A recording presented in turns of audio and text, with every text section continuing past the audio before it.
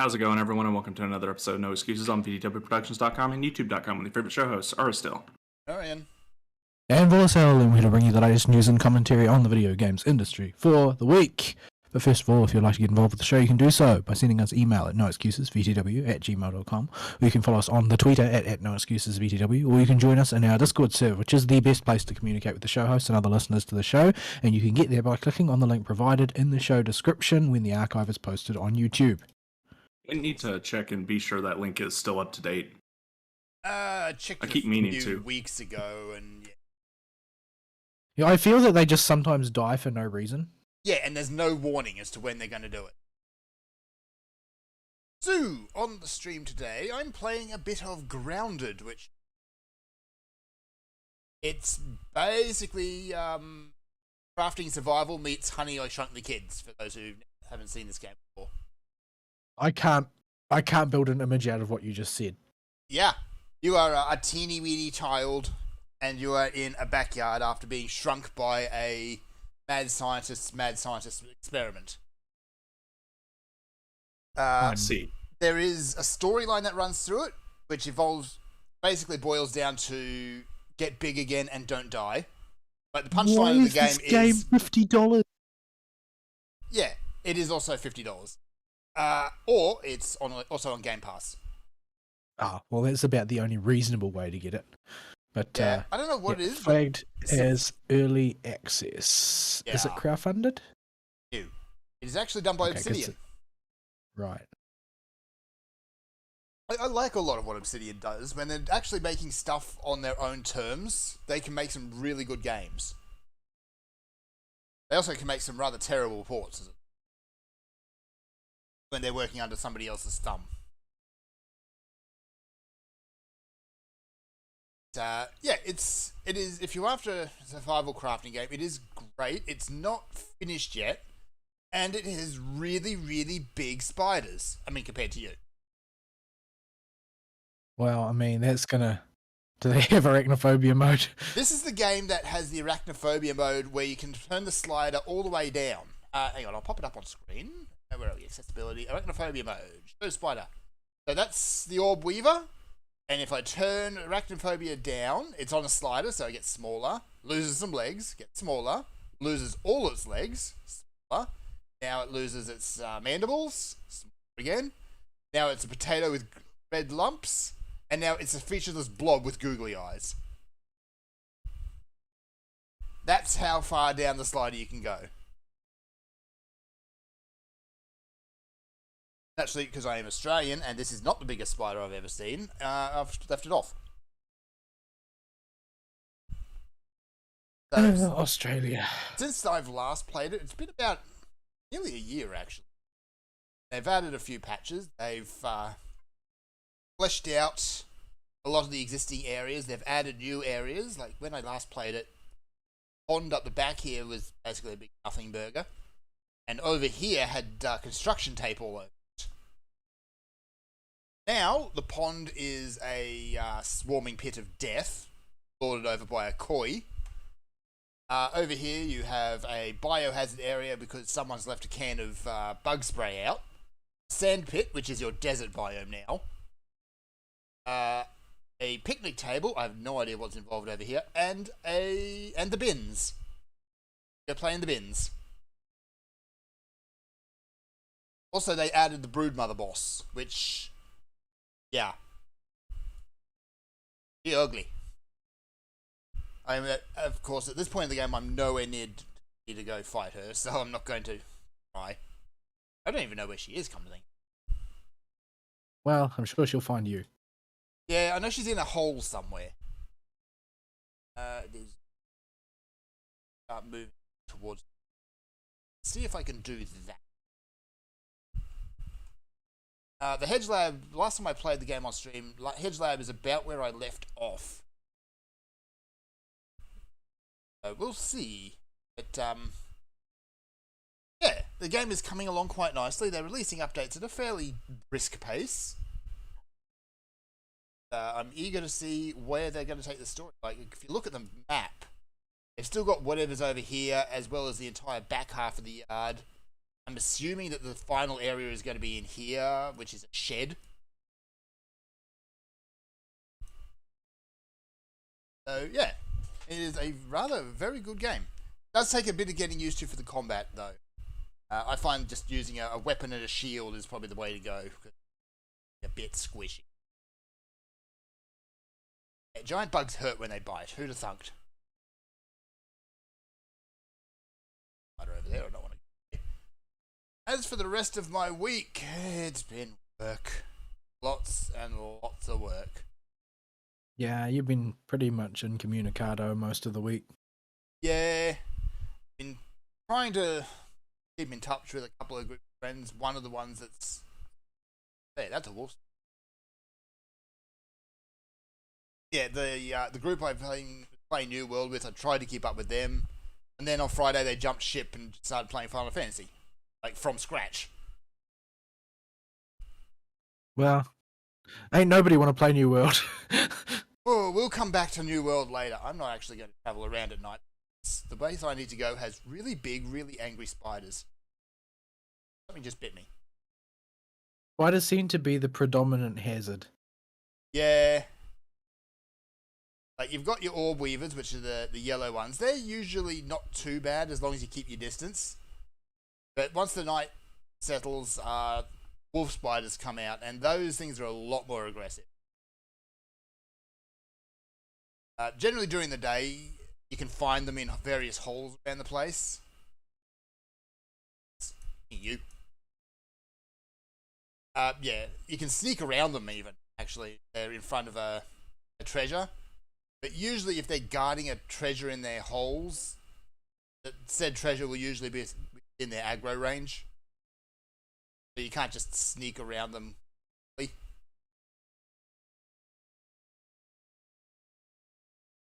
I'm just trying to think what else I actually played this week. Not a whole lot. I played a little bit of Final Fantasy and got out of the Raktika Great Woods.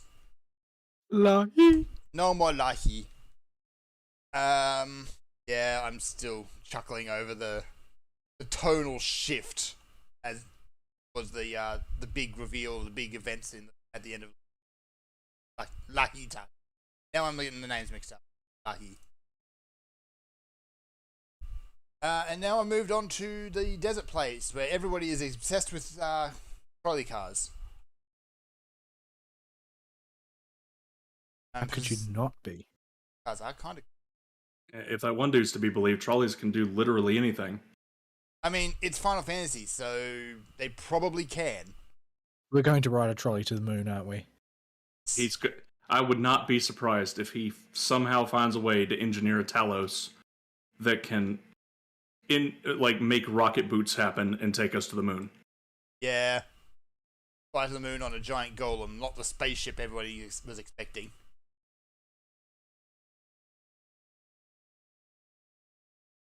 So yeah, still enjoying that. And yeah, the story is definitely a step up from Stormblood. Not that Stormblood's bad. It does kind of waffle on a little bit though. That's because you kind of go to Fantasy Japan, I forget what little reason. Not a whole lot actually happens there. Yeah, the Ansem steps in general just grind it to a halt. Yeah, the steps actually have that's Fantasy Mongolia. But yeah, there's a big lore dump in the middle of the steps particularly that really kills the pacing. I actually, normally I'll sit down and I'll pay attention to the story because it is a good story. I'd skipped the lore. Oh boy. I wanted actually today, because I've got those playing Final Fantasy, I wanted to actually tell you about my first experiences tanking. Oh boy. I unlocked the Dark Knight on my main character and I was going to play that. That didn't happen. So that'll have to wait for next week. I was trying to decide. You want to be such an edgy boy? Well, it's Edgy Boy Mark 1 now. There's Edgy Boy Mark 2 coming soon. Yeah, Mark I guess 2 Edgy Boy is that's also true. But yeah, I've I was sort of surprised that they went that route because it seemed to me like they already had filled their edgy boy quota, but I guess there's never too much edgy for some players. Yeah. Like, the Sage actually kind of fills out the Trinity now, because now you've got a Magitech-based DPS, a Magitech-based tank, and one healer. Do we need an edgy healer? Fill out that Trinity? So how you would actually be able to heal with pure cringe. But It's a very specialized form of crawling in one's skin. You have to crawl in other people's skin. It's actually very difficult. Yeah, that's gross. it is gross. So yeah, unfortunately, that's basically been my week. I even wanted to talk about Age of Empires 2. I got that through Game Pass, which I was a little surprised to find. Like it's a Microsoft launch game, but it's not uncommon for launch a new game not put straight on Game. Well, I don't know that that's true. Day one on Game Pass is basically their thing that they're trying to win this generation on. Yeah, it's really stepped up.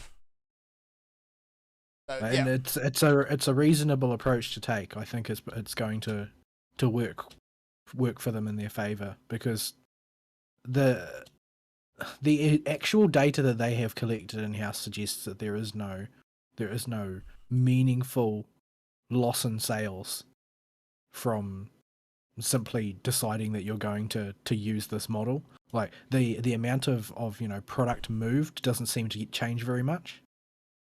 Yeah. Like, if it's on Game Pass, you do get to play it free, provided you can maintain your subscription. But at the back of your mind, you always know it's going to go away at some point. Well, I think there's also that some people just like to own stuff. Yeah, there's definitely the appeal of that too. So Game Pass becomes a great way to try something before you buy it.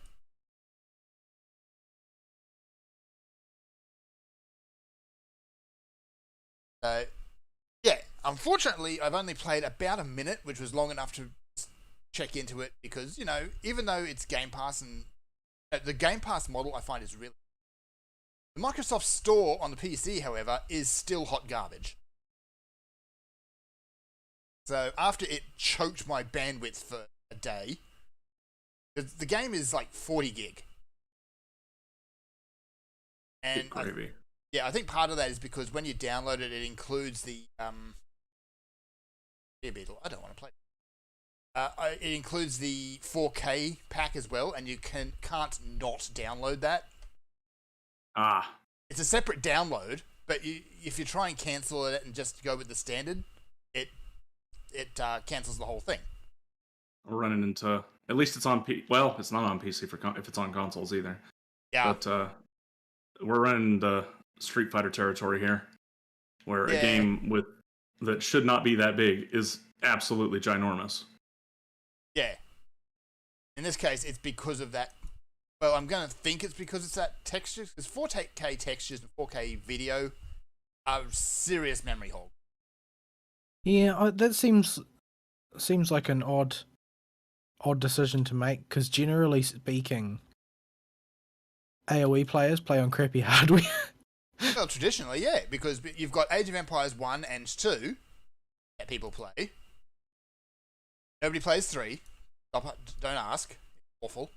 No, there's some like a tiny niche group of people who are absolutely convinced that 3 is just awesome. All these people, heathens. Yeah, 3 is bad. I'm sorry, there's no other way to put it. 3 is just bad. I played a minute just to make sure the game actually worked, soft store, and it puts you straight into a slightly patronizing tutorial when you first start the game up. But there was no mention of control zones or anything like that. No mention of this tacked-on card game, which 3 had. So it looks... Yeah, I didn't play it at all. I own Age of Empires 3, I think, but I've never installed it or had any desire to play it. And in fact, I don't know how I got it. I think it probably came bundled with something else. Yeah, I think there's been a few cases where it's been bundled with other things. Yeah, I think it was like a 2 and 3 bundle or something. Yeah. So I would have bought 2 and got 3, and I was like, oh, do you really need to give me this? Why are you giving... Oh, that's rude. Alright, fine. I'll go this way then. Yeah. So I know I've only played a minute, but just from that, it's good so far. They haven't got any of the nonsense. At least they haven't revealed what nonsense I'm going to have to put up with this. I've heard AoE 4 is a lot less fanciful, though, generally speaking, than previous AoEs, in the sense that they've taken a bit more of a documentarian angle. Not necessarily a bad thing. Well, I'm just saying it's a slightly different approach, and I don't know. There might be people who don't like that. There might be people who are totally won over by that. I have to play the game to find out a bit. On one hand, like, it'd be nice to have a bit less fanciful game. You can have something serious. On the other hand, there's no Hoyo spam.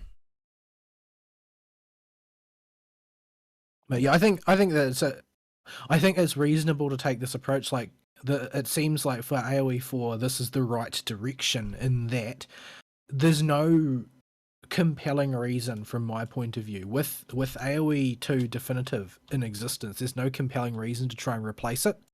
Yeah. And if you've already looked at AoE 3 and you know, okay, so these are the things that are the wrong thing to do, so let's just move that off the table from the start, then I think it's the right approach is like this, to sort of you are going to vary up the script a little bit, but you are going to back off on the sort of radical things that made AoE 3 so unsuccessful, but you're not going to try and steal players from the AoE 2 player base by being an upgraded version of that.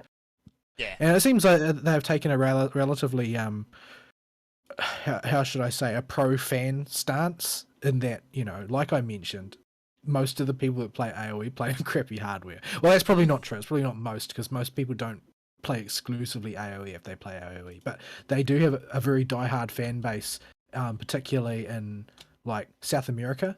Yes. You know, where you can't buy technology. This just basically doesn't exist, not without paying ridiculous levies.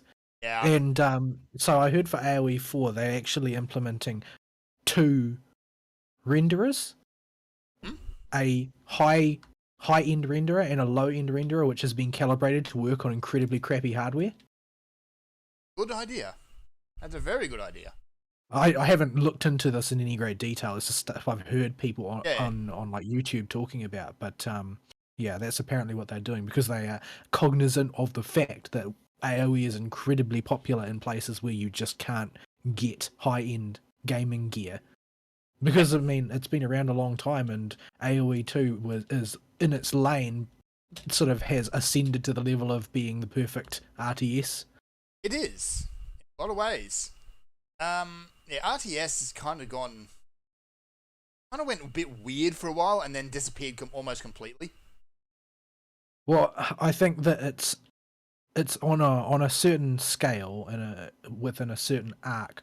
I feel like RTS sort of, it's gone through cycles that you have seen in a sort of a slower and broader way, the same sort of cycle that we see with MMOs and with MOBAs and with hero shooters and that sort of thing. And in that case, it was that in a very big way, although it was more distributed between several different sort of codes, if you will, Blizzard pretty much annihilated that genre with StarCraft. Yeah.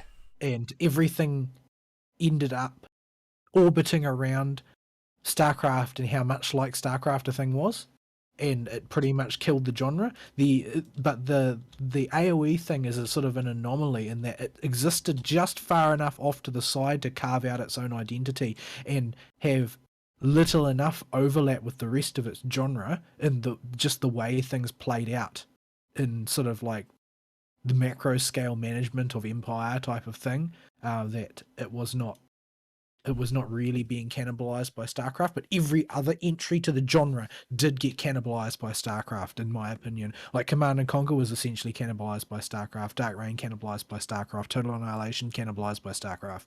Like, that was just, that was what happened. AoE escaped it, and part of that, I think, was it shared in common with StarCraft a sort of enduring type of entertainment value which didn't rely on the power of your system, coupled with a difference in approach sufficiently wide that it wasn't able to be stamped out by the simple existence of StarCraft. I'm not really sure why that didn't work for Total Annihilation, since Total Annihilation's displacement is similar in scale mechanically, but possibly it's because they were both sci-fi oriented, and the fact that Cave Dog was dumb enough to make Total Annihilation Kingdoms. Oh, yeah, I think Kingdoms actually has a lot to do with Cave Dog's downfall. Although, from what I understand, Kingdoms kind of came out... I mean, it's a bit of a chicken and egg situation with that, because Kingdoms was bad... was in development before Cave Dog collapsed. And I think it may have just got pushed out the door just to try and save the company. In a far from ready state. So who did the expansion then? Does somebody totally different do the expansion? I'm not sure, actually. I'm going to have to look that up. Let's see. Like, I loved Total Annihilation the first time. It came out roughly the same time that Age of Empires. And that was in the late 90s. But, unlike Age of Empires, it dealt with ridiculous numbers of units. And it could make even the most toughest computer at the time cry. It was also in 3D, wasn't it? Yeah. Still top down, Which but was... all your models are 3D. Yeah, and that puts it radically at odds with the style that StarCraft and AoE were presented in. Both of which were very sprites, yes. Yeah, both 2D sprite-based games, which were very generous with their system requirements. Like, here we are, shortly before, da-da-da-da-da-da. Okay, no, Cave Dog did do the expansion, but it was pretty much their last gasp before they collapsed. Right, now Kingdoms was a mess. Kingdoms was a horrible mess. I liked the fantasy setting thematically better than I liked the very sterile sci-fi setting that the original Total Annihilation had, but it was just mechanically a disaster in countless ways. Like, unit pathing was completely insane, and every problem was best solved by massed indirect fire. Yeah. So, which worked like, in the original, but not so much in the fantasy setting. Like, it just, if you want to win, all you really need to do is build a bunch of trebuchets or mortars or whatever, and then blow the crap out of the opponent's base from across the map, because you know roughly where they're likely to be, and explode them. Just explode them. I suppose if you want a sort of a quick and entertaining codification on the manifold failings of Total Annihilation Kingdoms, I can recommend Seth's video on the matter. Yeah, he also does point out that, yes, Kingdoms does have some very good ideas behind it. Which it did. But, yeah, everything really just failed. You know, I still spend a lot of time playing it. Yeah, because you know, when you're playing by yourself, you can just refuse to use the path of least resistance to win. So later on, you had Supreme Commander came along and kind of picked up the Total Annihilation torch, which was good. But then SupCom 2 happened, and it wasn't a bad game, but it just didn't really. My experience of SupCom was that nobody cared. Yeah. Like, the only guy I knew who played it at any great length of time was he played it because it was compatible with spreading the game across multiple monitors. Yep. And he just found that was novel enough to justify playing it. But that was the only person I knew who did. I played an awesome SupCom when it first came out. But the sequel just didn't have the same heart to it. Yeah, I sort of understand the appeal, but I think that a lot of the sorts of people who got into that, eventually they gravitated towards autism games like Factorio and that, because the real distinctive feature I found of Supreme Commander and Total Annihilation was the tendency to build massive sprawling resource generation emplacements. Mm-hmm. list of autism games I played. Just. But yeah, I Satisfactory think did a big that. patch again. I'm going to go back into autism mode there. But yeah, I think that it's that particular demographic. The what they want in an RTS is no longer synonymous with RTS. Yeah. So they've moved off to other things that are largely covered by indies, and a lot of those people in my observation seem to have gravitated over the course of time toward 4X or pseudo 4X games. Yeah. I think there's still room for a good classic RTS to come in and make a home for itself in the market, and hopefully AoE 4 will do that. I'm going to say it outright, and it's probably going to get people cranky about it. StarCraft 2 is not a good game, and the reason it's not a good game is because it centers around esports. No, I'll reiterate what got me in trouble early on in the show. StarCraft 2 makes you a bad person. Oh yeah, no, that's Battle.net in general. Like, I've never met a group of people who are more angry and hateful than the StarCraft 2 community. Because you don't know any Smash players? Well, I wouldn't go near the Smash players because I don't want to get run over at Taco Bell. Yeah, Smash players are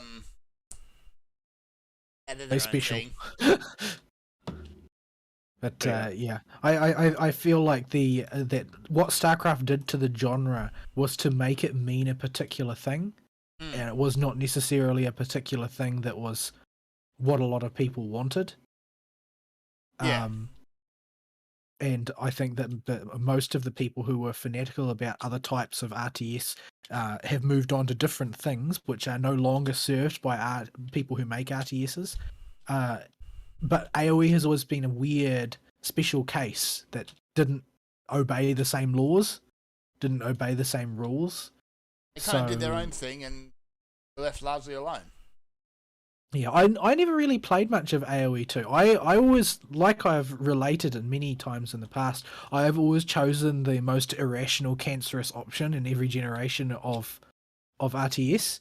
Yep. So, like I during the era of StarCraft, I bet the farm on Dark Reign, and then I also love Dark Reign, was really into CNC Generals. I liked that better than Red Alert. Everybody else liked Red Alert. I thought that Generals was hilarious.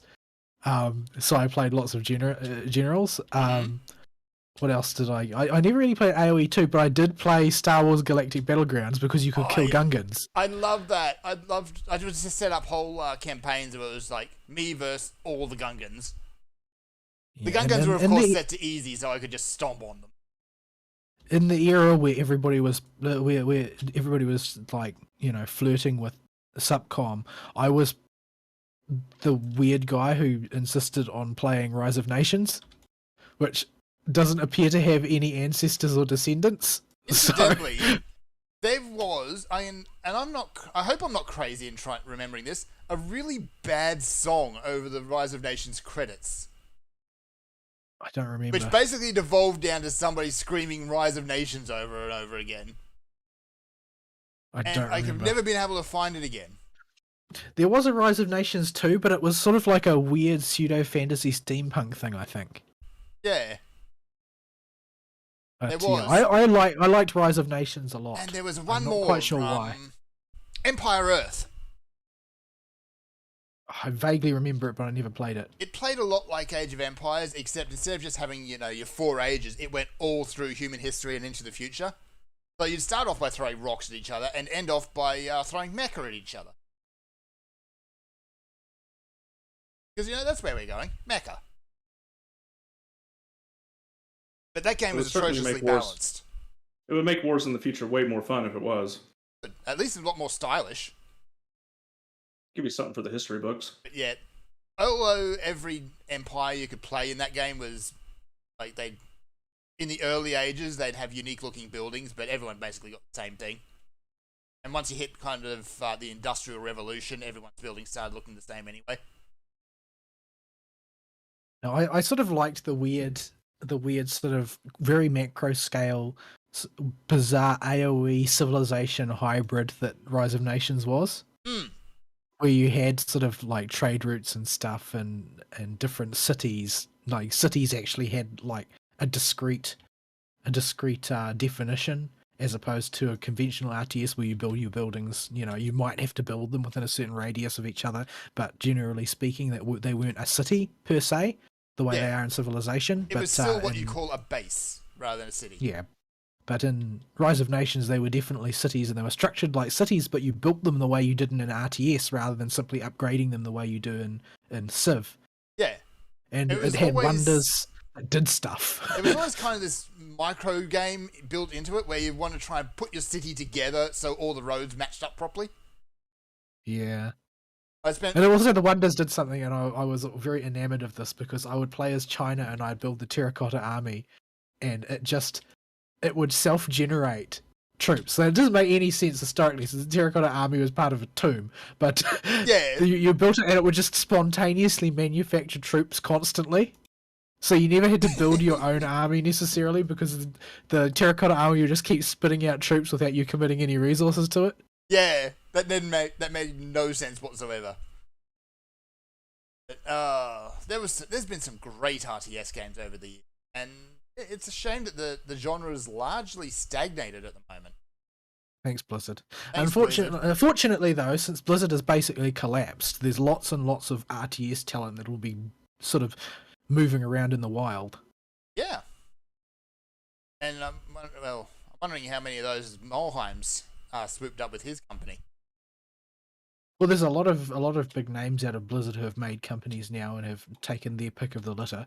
So we might get to see a resurgence in RTSs if they can get their egos in check long enough. Yeah. Get something out there which is just a classic RTS. You can go the StarCraft route in terms of gameplay, or you could go Command & Conquer. I'd love to see another Command & Conquer style game. What, you're not happy with the recent ones? Well, you've got the Tiberium games, both of them. You've got Red Alert up to 3. And that's it. There are no more. And Generals. Don't forget Generals. I love Generals. Like my love for Generals grows with each year that goes by, even though I don't go back and play it, because I don't think I can. I don't think I've got any discs, legal or illegal. I don't think I've got any ISOs, and I don't know where I can even buy it. Let me check something. Hang on. Of the old Command & Conquer games, it seemed to have the longest lasting player base. Yeah, because it was just so unique. Yeah, and so it always had some kind of land system that was up somewhere that you could play. I think there's a generic system that all the old Command & Conquer games use nowadays. Yeah, one of the I want to check. Here it is. Command & Conquer. I'd say probably the biggest community is the Red Alert 2 community. That community seems to be eternal. Yeah. Let me see. Command Classic. How many games does this actually have in it? Doesn't actually say. That's interesting. I think that Generals sort of fell into a crack in the ground as far as distribution was concerned, and everybody is too scared to try and unearth it because of the amount of opprobrium they'll likely attract. Well, yeah, after what EA did to it. Well, it's that game is just deeply, deeply irreverent and could never be made today. Like, the humor in it is unspeakably dark. I mean, even if you got Tim Curry drunk again and sat him in front of a camera. The humor is unspeakably dark, and it is built on racial stereotypes. Like, the entire game is built on racial stereotypes, because that was back in the era where people still knew how to laugh at themselves. Yes. And so, like, I'm half Chinese. I loved playing as China. I thought they were hilarious. My Arab friends liked playing as the GLA. Like, they had no problem with that, because, you know, if you grow up in an Arab country, you know that it's full of peasants without shoes. So it's not like that's some kind of, you know, unreasonable stereotype, and everything is just sort of like it took the situation in the world at the time where, you know, China was an unknown but growing threat, and the Middle East was on fire as per usual, and there were, you know, terrorist attacks everywhere, and America was solving all their problems with bombs. Nothing new there either, I guess. It hasn't changed much. But it took the situation in the world at the time that everybody knew from watching the news and just dialed everything up to 11 in terms of like ridiculousness.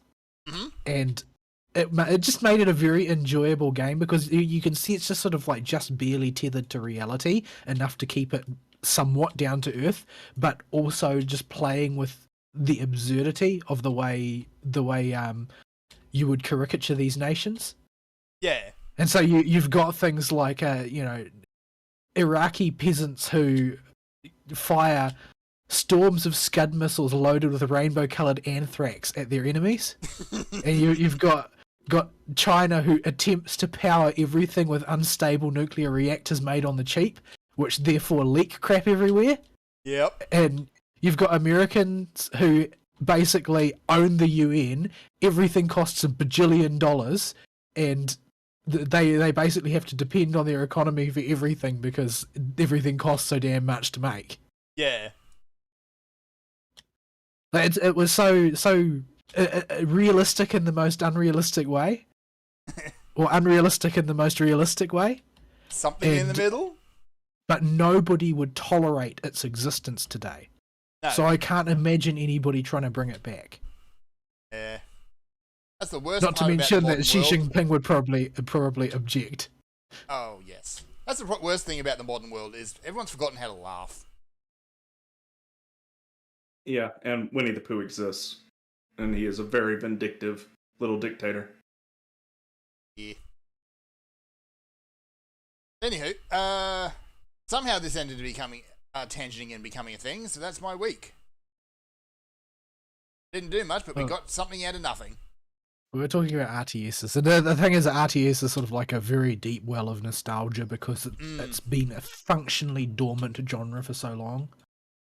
Yeah, come think of it. Dude, Dark Reign 2, wasn't it Westwood who did that? On the Dune Emperor engine? Wasn't that an atrocity? Yes, both games were. Yeah. Like the only time I can think of where somebody just did a spin on the genre and made it a success, like out of nowhere, was Dawn of War 1. Yeah, and then they ruined it by turning Dawn of War 2 and 3 into squad shooters. Because they absolutely didn't ruin it earlier than that by releasing an expansion that was really bad. I mean, bad as Soulstorm was, supposedly that exists, of course, at least it had some of the absolute, well, I'm going to say best writing and voice acting, but they're absolutely not the best. They're the complete opposite of best. I don't know why you're suddenly talking about an Oddworld game when we're trying to discuss RTS. Because Abe's Odyssey is awesome and we should all go play it right now. But yes, Dawn of War was great. It was just so ridiculous. Like, if I saw the original design document for Dawn of War, I would be disappointed if the whole thing wasn't printed in caps. Yes, Marines! That's the sort of game we're dealing with here. Yeah, Dawn of War 2 was a good game, but it wasn't what people wanted. Yeah, like the thing is, I had that exact experience when I played it because I pre-ordered Dawn of War and I pre-ordered Dawn of War 2 because Dawn of War was so great. And when I got Dawn of War 2, everything about it was good, but it just didn't really stick with me. Like, it wasn't that like, oh no, this is atrocious. Oh, this doesn't work. Oh, I hate this. This isn't challenging, or this is dull. There were none of those problems with it. It's just it wasn't Dawn of War. Yeah, because it wasn't the game that I thought I was buying. I've got Space Marines. I wanted Space Marines. Yeah, I wanted a huge war. I didn't really want this sort of squad-based battling. Yeah, and then you had Dawn of War 3, which tried to mash the two together and disappointed everybody. I know nothing about Dawn of War 3. As far as I'm concerned, it doesn't exist. Should. It's a hypothetical abomination. But yeah, so deep well of nostalgia, but I hope that it can make a resurgence. And it would be nice if AoE 4 was successful enough to set a precedent that actually there is still a market in this genre. There are still people who might like to play games from this genre, if only we can show respect for the franchise and the fans that have supported it. Yeah. For crying out loud, don't focus on esports. The esport comes later. And this applies to every genre. No, as far as I'm concerned, esports should only ever exist in an organic fashion. Exactly. You cannot top-down deploy esports successfully. I've never seen that happen. No, that's exactly the point. Build it and the esport will grow around it. Don't try and force it, because then you end up with crap. I mean, that's a very positive way of putting it, but I would tend to phrase it in a negative way in the hopes that it would be more convincing that if you build the game and it doesn't build an esport around it, there was never the potential for there to be an esport there to begin with. Because an astroturfed esport can't survive. So if you can't build one organically, it was always a bad idea. It was always a bad idea to suppose esports were a potential. Sure, it's reasonable to construct your game such that it has, relatively balanced and competitive elements that people find compelling, such that they will cheer for their favourite players on streams and whatnot. And, you might have the potential for a nascent esport there, but you can't just say it's going to be an esport. You can't put esport in the design document. If there is the potential for it to really be an esport, it will become one, whether you like it or not.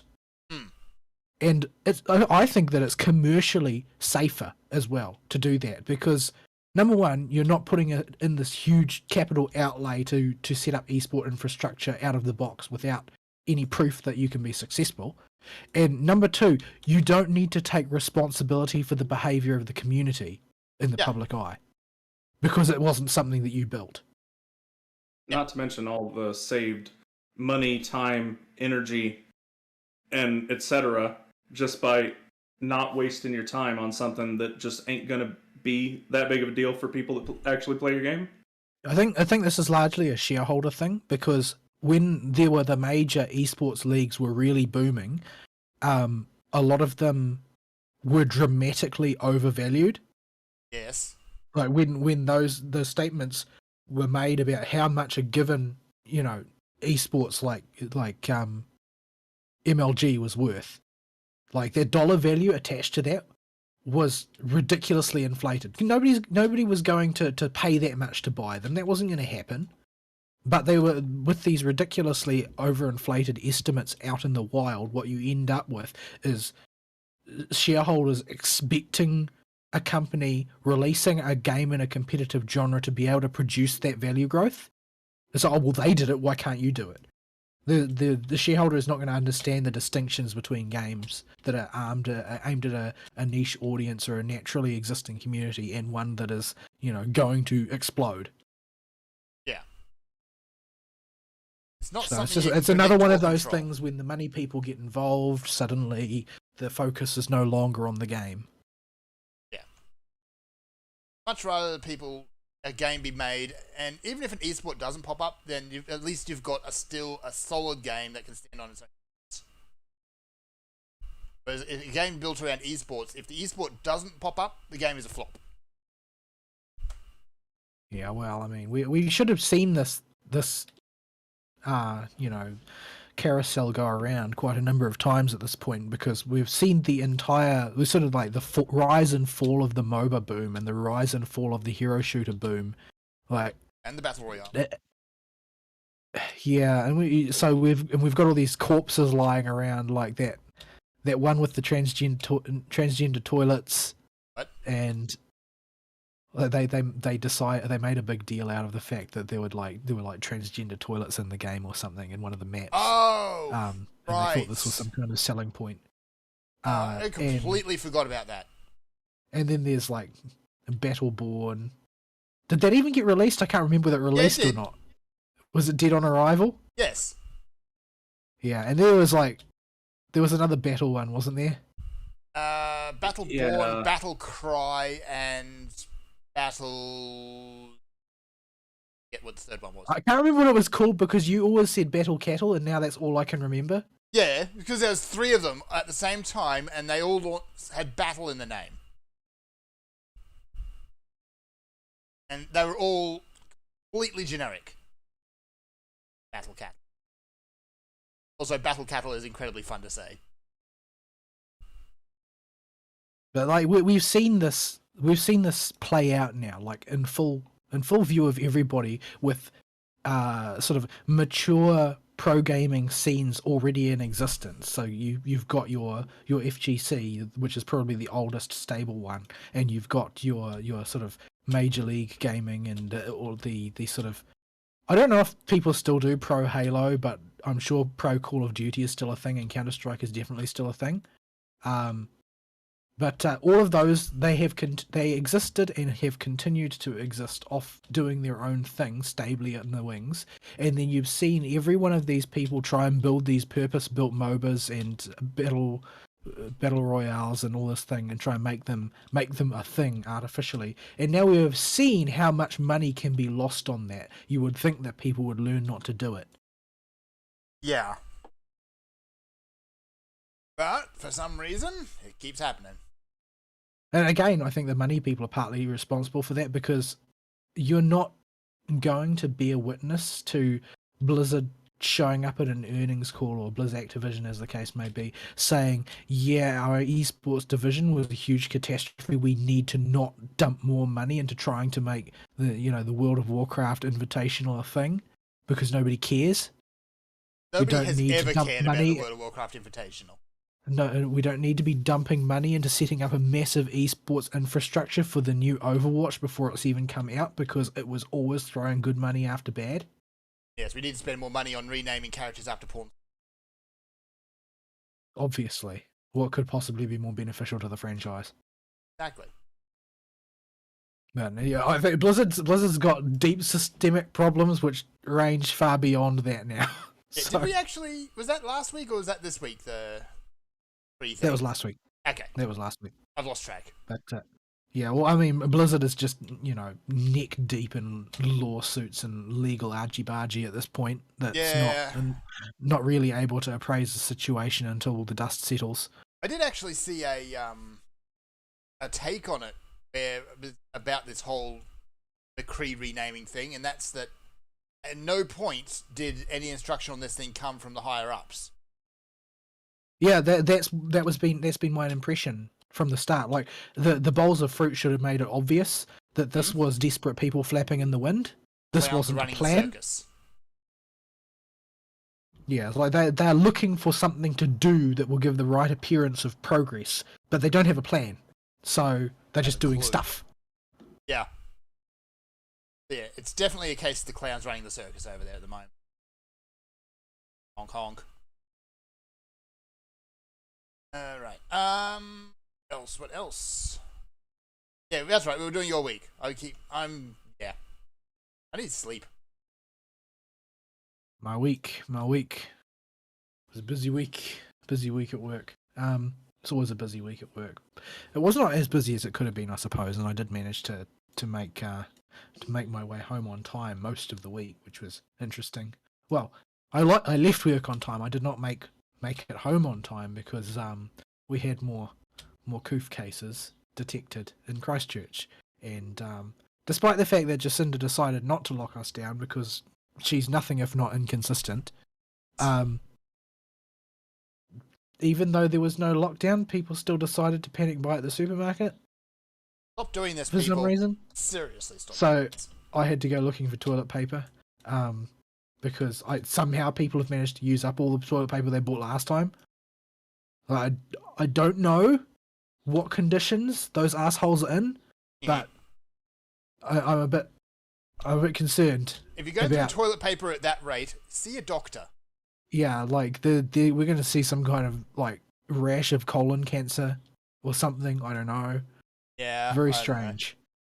Anyway, so my spare time was a little bit squeezed by my attempts to complete Sable Wars 2 in the time I had available, and I did in the end. I've cleared out the entire shop, including the monuments, Groan, and all the other stuff. I completed it, did all the missions. Honestly, I was not that enthralled by the event. It feels 100% to me like it's an event for somebody else. Somebody who is like a Rin-Face fanatic, because the writing space is massively oversaturated by Rin-Faces right now, because Rin-Faces are very different to Saber-Faces, structurally and narratively. Saber-Faces share exactly one trait, and it's Saber's face. Yes. They're all written to be different characters. Rin-Faces are not. Rin-Faces are all written to be different aspects of Rin, and this is a very oversaturated market right now. Because so the thing is that Rin is like a classic, almost archetypal tsundere character, which means that she's got two. Yeah, she's got two major facets of her character: the Tsun and the Dere, and you don't need that many characters to cover all of those. Unfortunately, we do have many characters. So there are now 5 Rins in the game, since Space Ishtar represents 3 different facets of Rin in each of the different ascensions, and that's the way the story around her is written, because they're actually different people. So you've got you've got Ishtar, who is like all of Rin's worst attributes compiled into one useless goddess. The only good attribute of Rin that she kept was her talent for destruction, and that's only a good attribute if you aren't the one whose property is being destroyed. But the other one, of course, is Ereshkigal, who is the ultra dere side of her personality, and it's just, has people legit worshipping her because they adore her so much, because she's just such a sweet cinnamon roll or whatever. I don't know.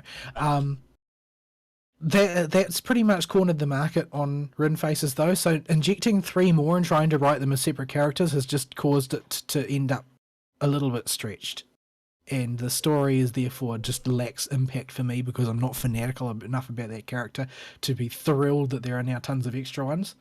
But the story is coherent. It's just that it entirely revolves around a character that I'm not that interested in. And Mysterious Heroine X laments this fact that despite it being called Sable Wars 2, she is barely in it and doesn't seem to be the central character in any way, because everything revolves around Rin. So even the game itself points out how Rin's face centric it is. So basically, you've got your 3 facets of Rin being Ishtar and Space Ishtar and the Primordial Goddess, who are all different facets of Rin. And the plot twist in there is basically, and since the event is basically over, I'll spoil it, because it's going to be ages before the rerun,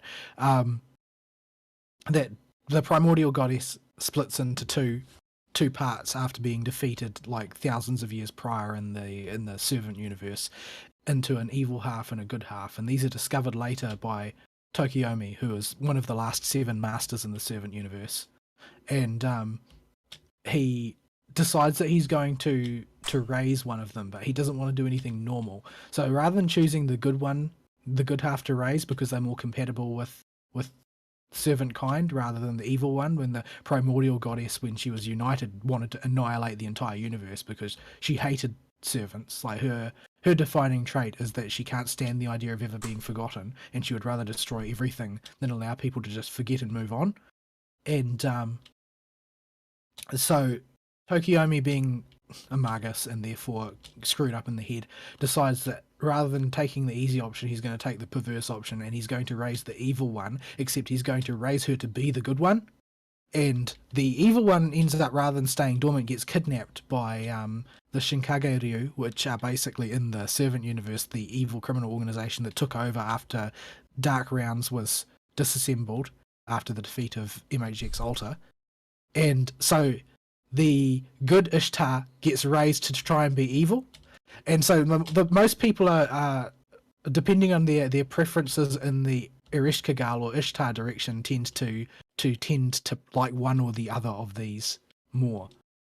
In that once again, Space Ishtar is very much like Babylonian Ishtar in that it has most of Rin's worst traits, and that she's been raised well to be a good person. However, none of her instincts are good. She's incredibly money grubbing and lazy and looking for advantage wherever she can find it, and is generally a useless goddess, except that she's been properly raised to be a good person, so she is still dutiful. By contrast, Ashtar is constantly trying to be as evil as possible, but is just adorably concerned about your comfort and well-being after kidnapping you and imprisoning you, and worries about you constantly, whether you're suitably comfortable in your cell or whatever. Right. And she's always talking about how she's going to take over the universe and how she's going to sacrifice you for this ritual, but she's definitely going to make sure you have all your creature comforts in the meantime. Makes Because very little sense. she's naturally inclined to be benevolent and good and loving, except that she's been raised to be the scion of an evil organization that wants to conquer the galaxy. So Right. she's trying furiously to be evil, and this amounts mainly to giving people lots of dislikes on social media. Is evil. So yeah, so people have commented that she's just absolutely precious because she's trying so hard to be a bad girl but so bad at it. But yeah, so it's basically the entire story is written around these two characters and their attempts to reconcile themselves with the universe when they have only the foggiest idea about their actual identity. But yeah, so the story is written in a reasonably coherent fashion, but unfortunately it revolves around large quantities of exposition dumping. So this plotline was written by Nasu, and you can tell, because it's full of very abstract exposition about the structure of the setting. A setting that is essentially a gag setting that nobody really cares about because it only comes around once every few years for a gag event. Sounds And- very Nasu. And so, yeah, it's a bit of an arduous slog. So, yeah, there was nothing bad about the story as such. It's just I just didn't really care about it. Especially at the way the stakes have been continually raised in the primary plot of FGO, that a diversion into the detailed minutia of something so pointless and trivial, it feels like you're turning your attention to the wrong thing. So yeah, it didn't work very well for me. I didn't really enjoy the story all that much. Not because it was bad, but because I felt like it was tonally not where I was at. Mechanically, also, it made some bad decisions in my opinion, and that they weighted too much of the completion towards very, very obnoxious challenge quests. Now, I was able to just curb stomp one of these challenge quests like it wasn't even there, despite its high difficulty rating, because my Omni Slayer character is my level 100 MHX altar. And since she's a saber, since she's a servant verse character, she has a massive damage bonus in this event. So I was able to just send her in there with a pair of Skadis and say, "Womp this boss until it is dead," and it took 2 turns. But the other ones not so great. There was a quest in honor of the fact that Saber Wars 2 displaced our beloved Ellie-chan from her position as the Queen of Halloween. In that she was one of the, well, 3 of her were one of the challenge quest bosses. You had to fight all 3 of the Ellie-chans at once, and you had to make sure that you killed them all within like a 5-turn stretch, otherwise they would revive. That was a rough quest. It went badly for me several times. There was just a couple of little barbs in there that make a lot of the primary strategies not quite work. And they are humongous damage sponges because of the amount of defensive buffs they put up. So despite all of the attack bonuses you've got, it doesn't really avail you very much. But I got there in the end on that one. And I'll probably, in retrospect, that was the hardest, but the only reason it was the hardest was that I got lucky on the actual hardest one, because that fight is redonkulously dependent on RNG. If you get unlucky, you just get screwed. So my first attempts they went badly, They went very badly, largely because RNG. So it's a Dark Rounds challenge quest. And the core mechanic is that every second turn, starting on the first turn, one of the knights will use an ability that gives them focus and a bunch of timer buffs that will be deployed on the next turn unless you can hit them in a specific way, like with an arts card or with a buster card or with a quick card or with a crit or something like that on that turn, which will prevent that buff from being deployed. But those buffs are all unbelievably powerful, and they can be things like for one of them it's like, oh well, it charges the entire enemy party's NP to max. How is that fair? It's not. That's the point. But if you should get that and it's like, oh well, you need a crit to disable this, but you don't have any crit stars, or you've only got arts cards, so you're not gonna be able to do very much, or whatever. Like if you can't meet that condition, you just lose. And if they deal you the wrong face cards, well, too bad. I hope you like starting over from scratch. So yeah, the only reason I got through that one was because I got real lucky and I got a nice coinciding of what I had available and what I needed to disable. And I still screwed the fight up and had to use command seals to revive and continue. But apparently there are a lot of people who just couldn't get through it because they were just not lucky enough to get what they needed. Or they had somebody die at the wrong time or whatever. It's a very poorly designed challenge quest where the concept is good on paper, but in reality, because it's so dependent on RNG, it's just not really. It doesn't feel like a challenge. It just feels like a slot machine.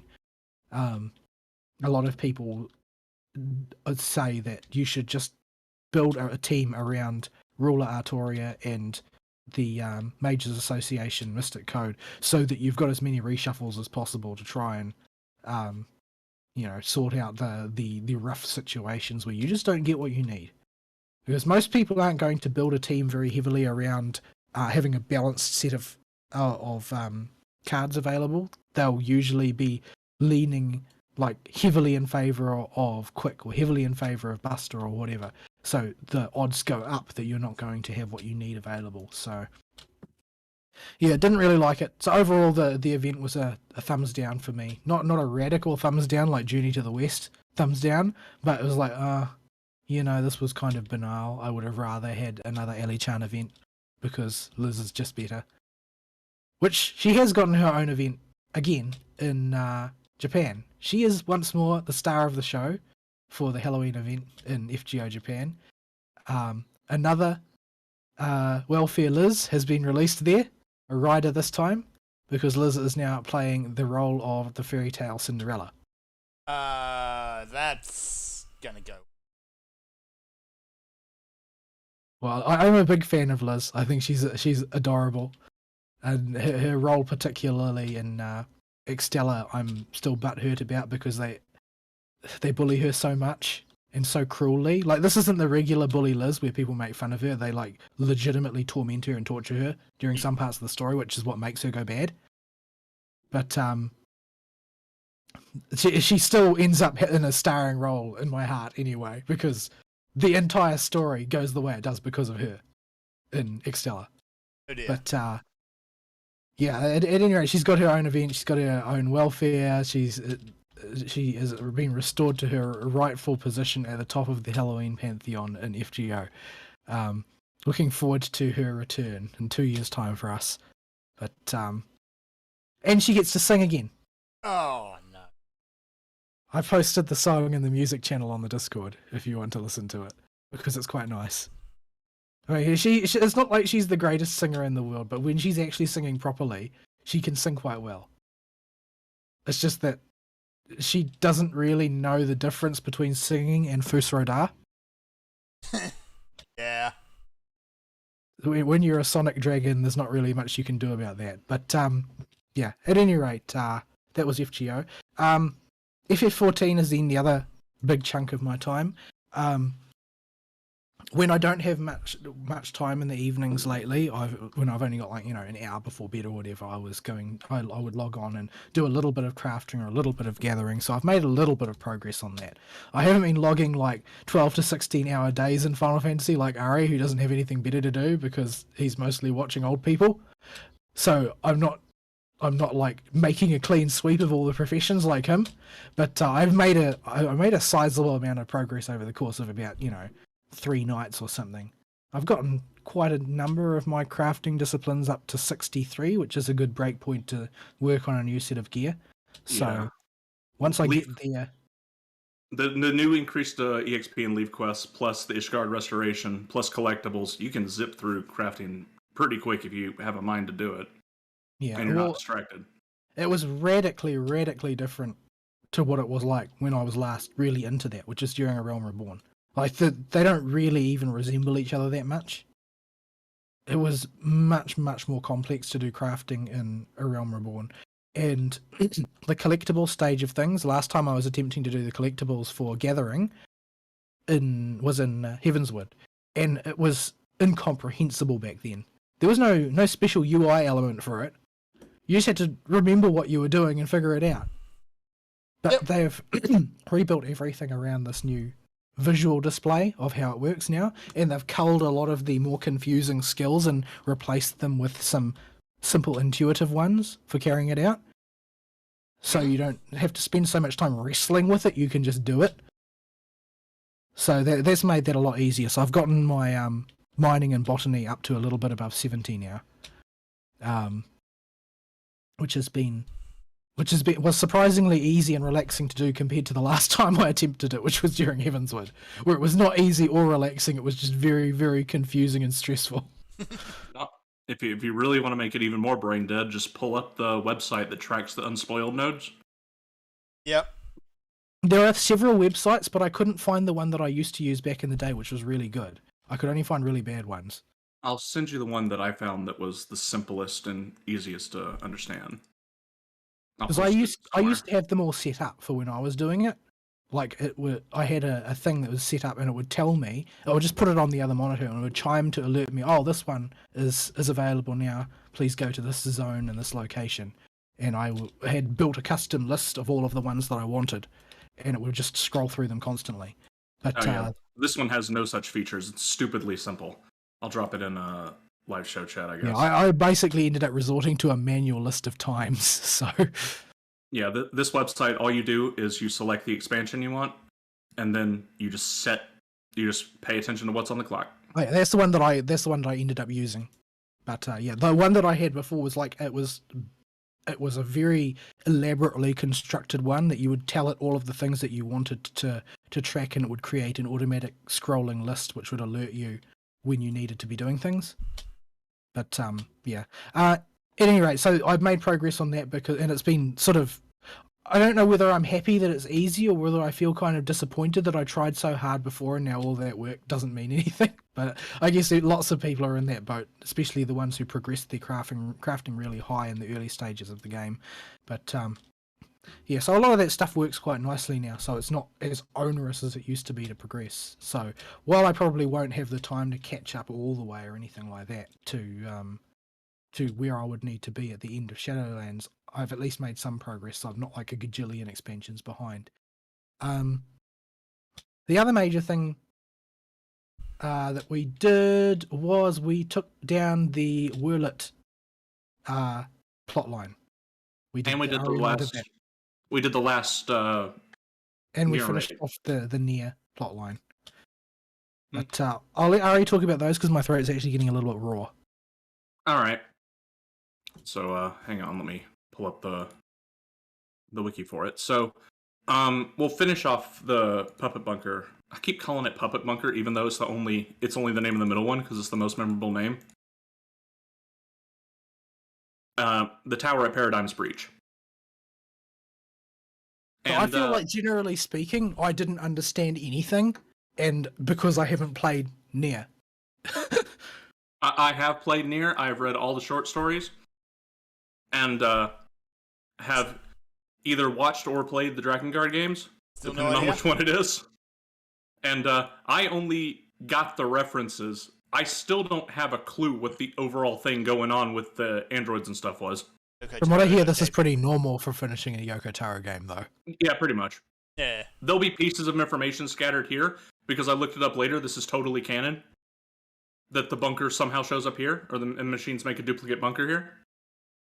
Okay. So, like all things Yoko Taro, everything has to be canon.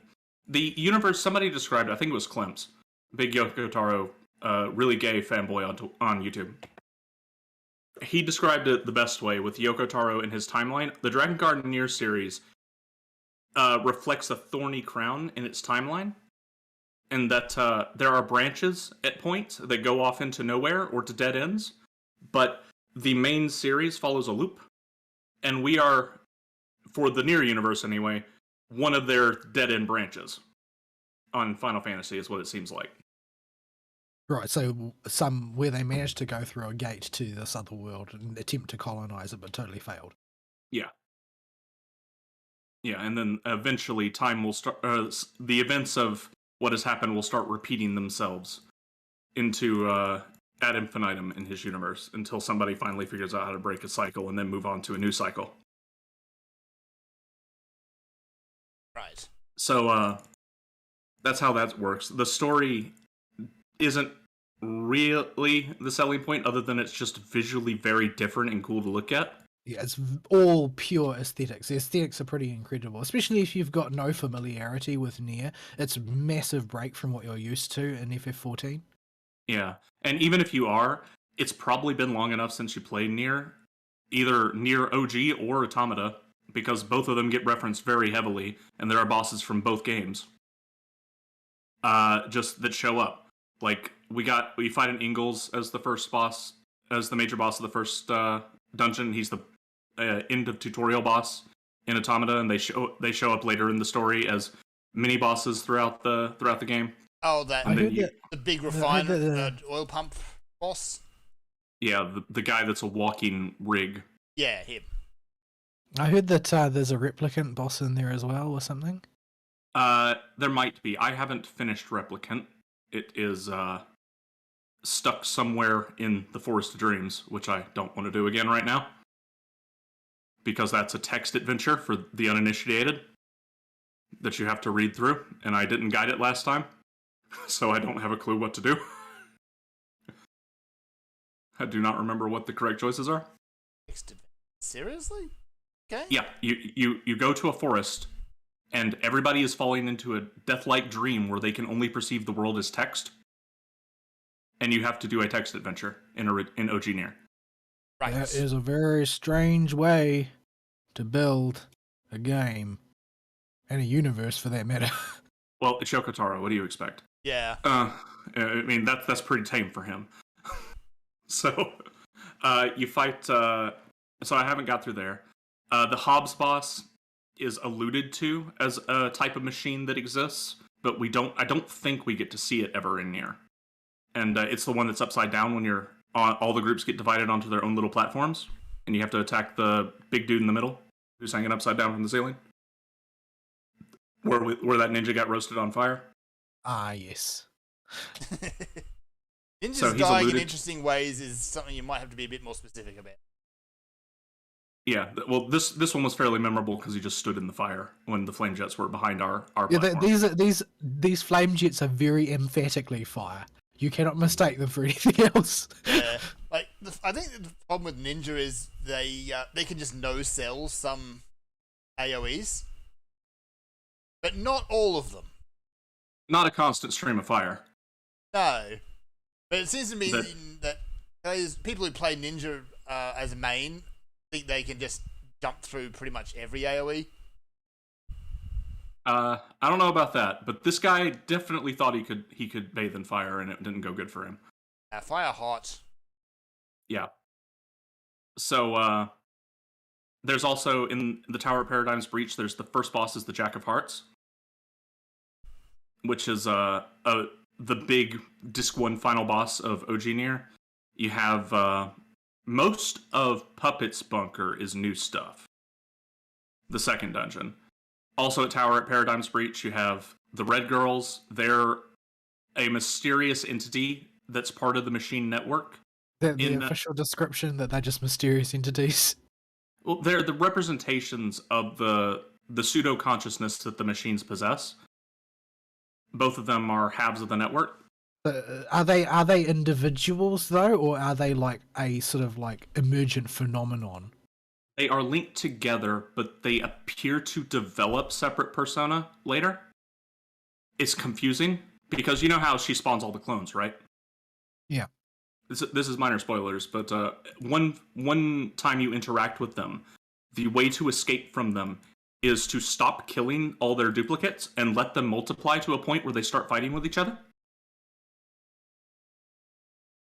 I see. If you want to see them fry, let those bitches multiply. Why? To quote the most popular analysis video in here. But yeah, so the red girls are there, and the final boss of Tower of Paradigm's Breach is a straight reference, or actually is a Watcher. Watchers are the godlike entities that rule over the near Drakengard universe.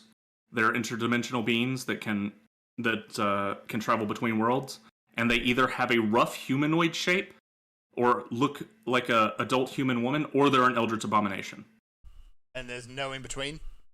Yeah, usually they are young children, adult human women, like babies young looking. So anything that looks like a baby is a reference to a Watcher in a Yoko Taro game. A adult human female specifically, because they all have to give birth somewhere. And or they look like eldritch monsters out of some Lovecraftian fever dream. But is there any canonical connection to the Red Girls? Because the dungeon seemed to sort of imply that the Red Girls were capable of remanifesting themselves as Watchers. Yeah, so there's a lot of hints, and that this is going deep diving into Yoko Taro lore, but there are a pair of light-haired twins in red outfits in both Drakengard 1. Well, they're not both in outfits in Drakengard 1. In Drakengard 3, there's one and brother one. In Drakengard 1, there's Saray and Mana. And in the Nier games, it was the original Devila and Popola. And these characters always have a connection to the Watchers in some way. In Drakengard 3, 1 and Brother 1 were the ones that founded the cult of the Watchers, that came to worship the Watchers and tried to increase their influence on the world. In Drakengard 1, Mana, the evil of the twins this time, Ceres is a good guy in Drakengard 1. He's still a little kid, though. But she is the last head of the cult of the Watchers that successfully manifests their plan and summons the Queen Beast, the Chief Watcher. And so the fact that they are red dress twins, again, suggests they are related to the cult of the Watchers. And they have manifested the cult of the Watchers tattoo on the machines before. Explicit answers as to whether they are part of the cult of the Watchers or they have a relation to the Watchers themselves is left ambiguous, although the dungeon throws a whole lot more hints they definitely do. Especially with what the final boss says. They sort of seem to imply that they are collectively, when taken collectively, are sort of like Watcher larvae or something. Yeah. So, when they summon the final boss, that for all intents and purposes is a Watcher, even with the same attacks as the Queen Beast in Drakengard's Ending E, where you have to play the rhythm game. It's it really hints towards the Red Girls having a direct connection to the Watchers, where they either are nascent or young Watchers, or they are they're at least related to them and constructed by them. So we don't know. At the end of the day, it's Yoko Taro. He leaves a lot of stuff open-ended and just heavily alludes to stuff, and it may or may not get confirmed in future media releases. It also seems to imply that giant snowball doesn't actually manufacture things; it merely brings them from somewhere else. Yeah. So the giant snowball is the seed of destruction, and this thing, for everybody that's played Drakengard, knows that thing is bad news. And how it operates is never explicitly stated. When I described it last week, I was describing it based on what it's done before and what we've observed one doing. But apparently these things can even just create things out of nothing once they have a blueprint. So if something touches them, they can just keep pooping stuff out. The only canonical limitation on them is some living, well, even non-living being, some thing that was at least once alive has to touch them. And then bad things happen, usually. Except Drakengard 2, but Drakengard 2 is pretty much non-canon at this point. It had a very Devil May Cry 2 type of scenario where Yoko Taro was barely involved in the game. Yeah, so, apparently it's really hard to get copies of even Drakengard 3 now, because I remember seeing a guy online posting about how he was trying to track down for his collection of PAL format games. He was trying to track down a copy of Drakengard 3, and apparently they all are demanding real top dollar on eBay. Yeah, because they're basically out of print. Yeah, it's especially since Automata has made the series go into the mainstream, and that game never saw a reprint. It's probably why it's so hard to come by these days. Yeah, I have a copy of it, so if I get hard up on cash, I might sell it. And unfortunately for you, most of the story of Drakengard 3 I had to watch because it's in the DLC. You don't have a clue why any of the antagonists act the way they do unless you go watch the DLC. I was under the impression they were just bad people. They all have a legitimate reason for why they are absolutely insane. I don't think that precludes them being bad people. No. You still want to stab them, but I think putting their backstories to give them an actual character, so you're not fighting a piece of cardboard, because all those characters are incredibly flat normally. All the sisters are. Helps a lot. And the DLC is also still priced at $30 last I looked, per DLC, per girl. So, that's fun. Let's go into what the raid actually was. Shadowbringer. It was cool. It was a different aesthetic both to Final Fantasy broadly and to the previous two dungeons. Yeah. It was still clearly part of the same universe. It is set initially in the final area of endings D and E, or not D, yeah, D and E from, or no, C and D from Nier Automata. But quickly you go into the machine network, and you're in a digital space most of the time, that then can become whatever it wants. So the first boss was Knave of Hearts, the Disc 1 final boss of OG Nier. Knave of Hearts is, he's called the Knave of Hearts here. He was the Jack of Hearts in the game, though. So the Jack and the Knave are just two names for the same card, so depends on your region.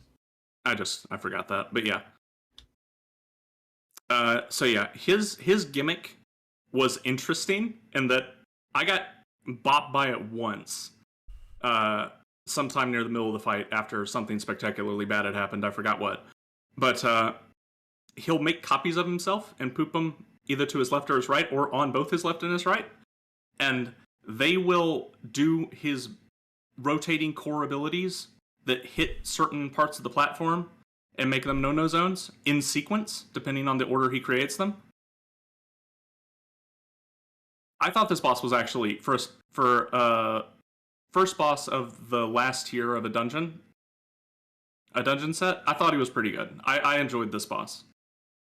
There was nothing too out there with him, nothing that's gonna really get your brain rolling, but to warm up for what's coming later, I thought he did that job perfectly good. I felt like it was almost a comedic mad panic of everybody trying to shuffle around to the position that's not going to get hit, or will allow you to be hit without being pushed off, which may apply. There is a knockback he does, and occasionally later in the fight, when he splits off into two copies, or he puts only one copy of himself, so you have original boss, and then the one to the left was the one that spawned every single time when it was only two for us. Little square platforms will drop onto the platform, and you have to position your back in such a way that these platforms can catch you after they each do a knockback in sequence. And that leads to some fun clown carring, and me standing with my back to the first one and getting whopped pretty hard by the second one and dying because I was busy trying to either pick somebody up or get some heals on some people in an emergency, and just went to the wrong one, and me and about 3 other people just got squished, and Vol's over there with the rest of the group still alive. This particular mechanic structure seemed to be a very common one throughout this set of raids. The sort of two attack coming from 2 orthogonal directions, and you have to work out which part's not going to be eliminated. Yeah, splitting your attention across the entire arena was a theme the whole time, or at least being aware of the rest of the arena. Even those trash things with the flappy ears and stuff had a similar mechanic. Yeah, the Koshi and Roshi knockoffs. You have to, that's their name. Those are the exact same model of boss as a boss in Automata. He's a proper boss there, both of them are.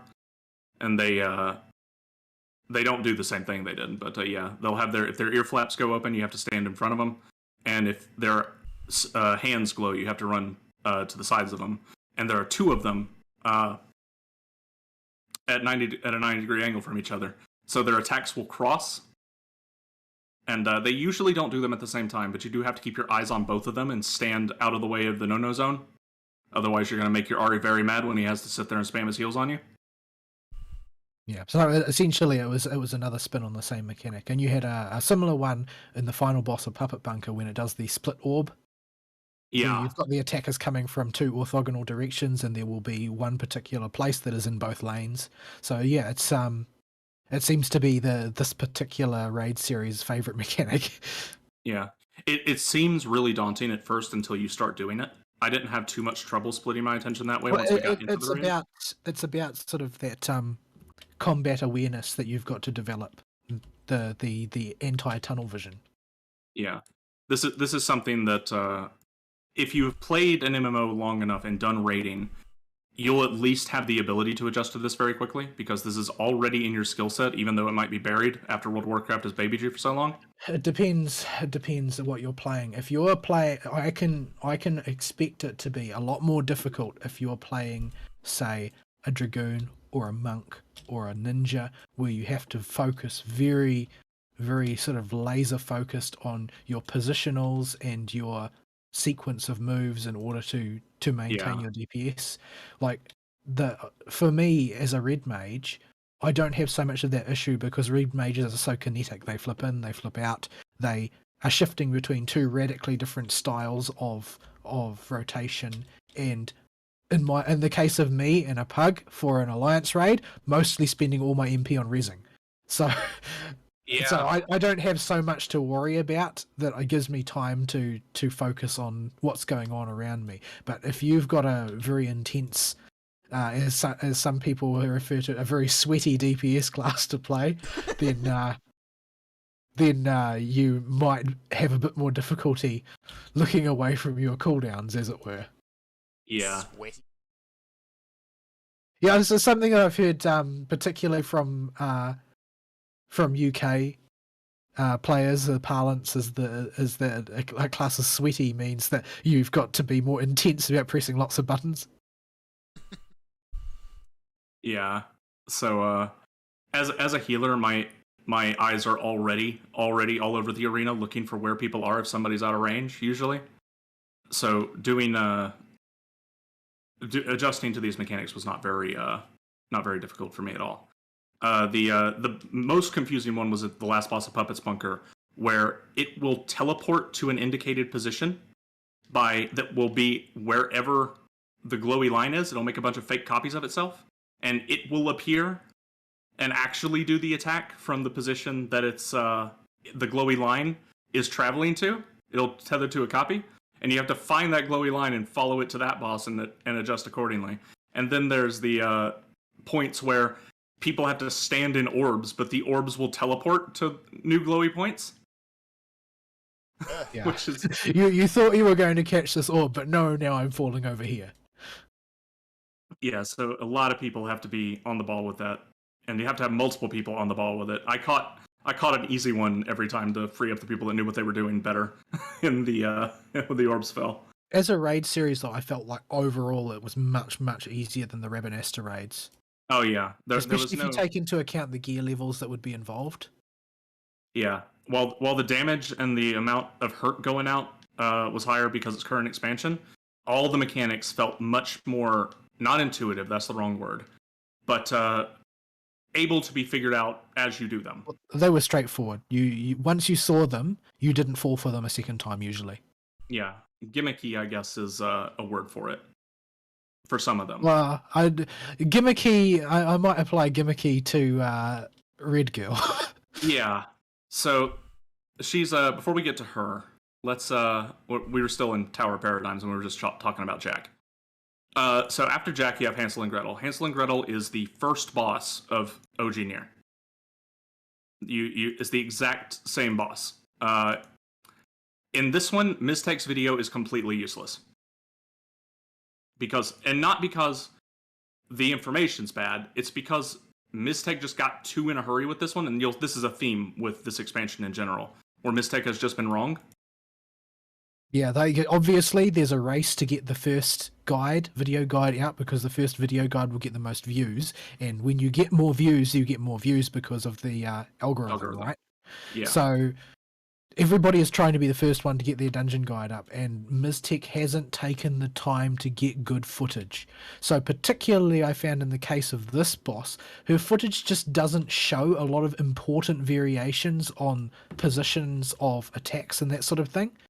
Yeah. It just shows the same one about 3 times, so you don't know what the other one looks like, so you can't tell when it's coming or where you should go when it's about to go off. Yeah, and she gets it. She does get it from 3 different camera angles when she does, if she even bothers to show all 3 camera angles, which sometimes she desperately needs to and doesn't. But oftentimes, it just doesn't give you a clear idea what's happening. And Hansel and Gretel was the thing that made me involved really click that Miztek just screwed it up this time, and she's been dropping in quality. Shame, because her videos have always been very good, and that sort of thing. They seem to have moved from being careful and precise to being fast. Yeah. And some of these fights needed a little bit more time. Like, these fights are only a little less complicated than the Rabanastre raid fights, but the raid time videos are like half the length from Miztek. So that doesn't necessarily play super great. And it's unfortunate. Miztek is still fine if you just want to gather the information to go in there for your first time, but know that some of the stuff just isn't going to show right. And if it worries you enough, you're going to have to go look it up. Thankfully, with Hansel and Gretel, the big mechanic Miztek doesn't show can be fixed by just following the blob. Yeah, because it requires everybody to stand in the same place. Yeah, so Hansel and Gretel each have a weapon or a shield, I guess, for one of them. One has a shield and one has an armament that they will trade back and forth between each other. And when they raise up their arms and target a huge swath of the arena, you won't see a ground indicator. And you have to look at which arm they're holding up to know what section of the arena is going to get hit. And they stand diagonal to each other. And whether it's their inner hands or their outer hands determines whether you need to run back behind them or you need to run all the way to the other end at the front. And which one is which, I don't remember off the top of my head. But Miztek only showed one, and what she said at the same time as that ability happening did not line up with what the attack actually does. That's inconvenient. It was it is the correct answer when you see the pose they make in Miztek's video, if you use that one, follow the blob. And it's a 24-person raid. There will be a blob.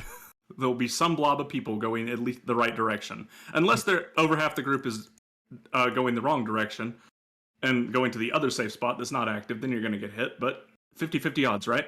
That was another thing about most of this particular raid, is it doesn't really leverage the 3-party structure very much. Yeah. Well, they did really go into that with the previous 2 raids. With bosses, with each boss each raid having at least one boss that was dedicated to having the parties isolated from each other, with the flight units and hobs. So the fact they didn't do it this time, I think, is okay. I do like that mechanic when they pull it off right. Well, I mean, But- there was a little slice of it in the Red Girl fight, but by and large, I felt like it was a little bit, in my opinion, anyway. I felt it was a little bit too de-emphasized. Like there weren't even enough things to do to use up all the roles that you had just stood in queue for goodness knows how long for to get the Yeah. group. There's stuff to deal with in every single group in the alliance, in the other raids, in pretty much every fight. Every role feels like it has something to do. But this Hansel and Gretel one, to me, it felt like a WoW raid boss. Yeah, much more than a Final Fantasy one. This was the most underwhelming boss of the dungeon. Not even close. Maybe that's why it felt like a WoW one. Yeah, I enjoyed the fight still, but I get the feeling if I was farming that place, I wouldn't like it very much, and it would just be kind of become the breather boss after a couple times. It would be the tune out. You tune out and do that one on autopilot. You recharge your brain for the next boss. So yeah, they other than trading their weapons back and forth, and the one with the shield you can't attack or your damage gets reflected, there ain't a whole lot to write home about with Hansel and Gretel. Next up is the boss Vol's been wanting to talk about, Red Girl, and I gotta pull up her page because holy crap, she has weird mechanics.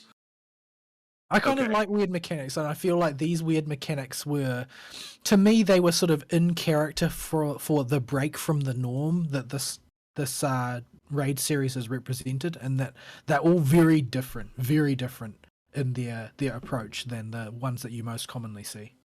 Yeah, the Red Girls are the overarching villain of Nier Automata, and you don't even see their existence until you don't know they exist until until you've beaten Ending B and you've unlocked Ending C and E, and you unlock the second half of the game basically. So the Red Girls, we only fight one of them here, and the big thing in this fight is to remember that black attacks are blocked by black blocks, and white attacks are blocked by white blocks, and they will destroy the opposite color. So if you're targeted for an attack that's going to drop a black bomb on you, you want to hug white blocks to make some space so you can not isolate the raid. But you don't always. But not always. You don't always want to blow up blocks because you need some blocks because Yeah. you need those blocks to block the attacks of the same color. But you need to destroy some of them so that you can move freely to where those blocks are. Yeah, the big one being the giant meteor of a specific color that will occasionally come down in the middle, surrounded by multicolored blocks. Or And- sometimes it's one in each corner. Yeah, or one in each corner, and you have to position yourself in such a way that you're LOSing these things with the appropriate colored blocks on each one, or on the one if it's the one in the middle. Yeah, the corners one can really bake your noodle because they'll be in opposite corners of a square platform. One of them will be black and one of them will be white, and you need to stand such that you're LOSing the black one with a black block and you're LOSing the white one with a white block. And heaven forbid you should have been too aggressive in blowing up your blocks. Yeah, because you can either run out or get down to a very few safe spots.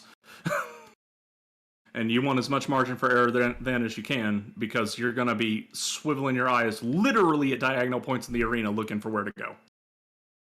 Yeesh. And that one's probably the roughest mechanic to stay alive on. I think we had the most deaths to that one.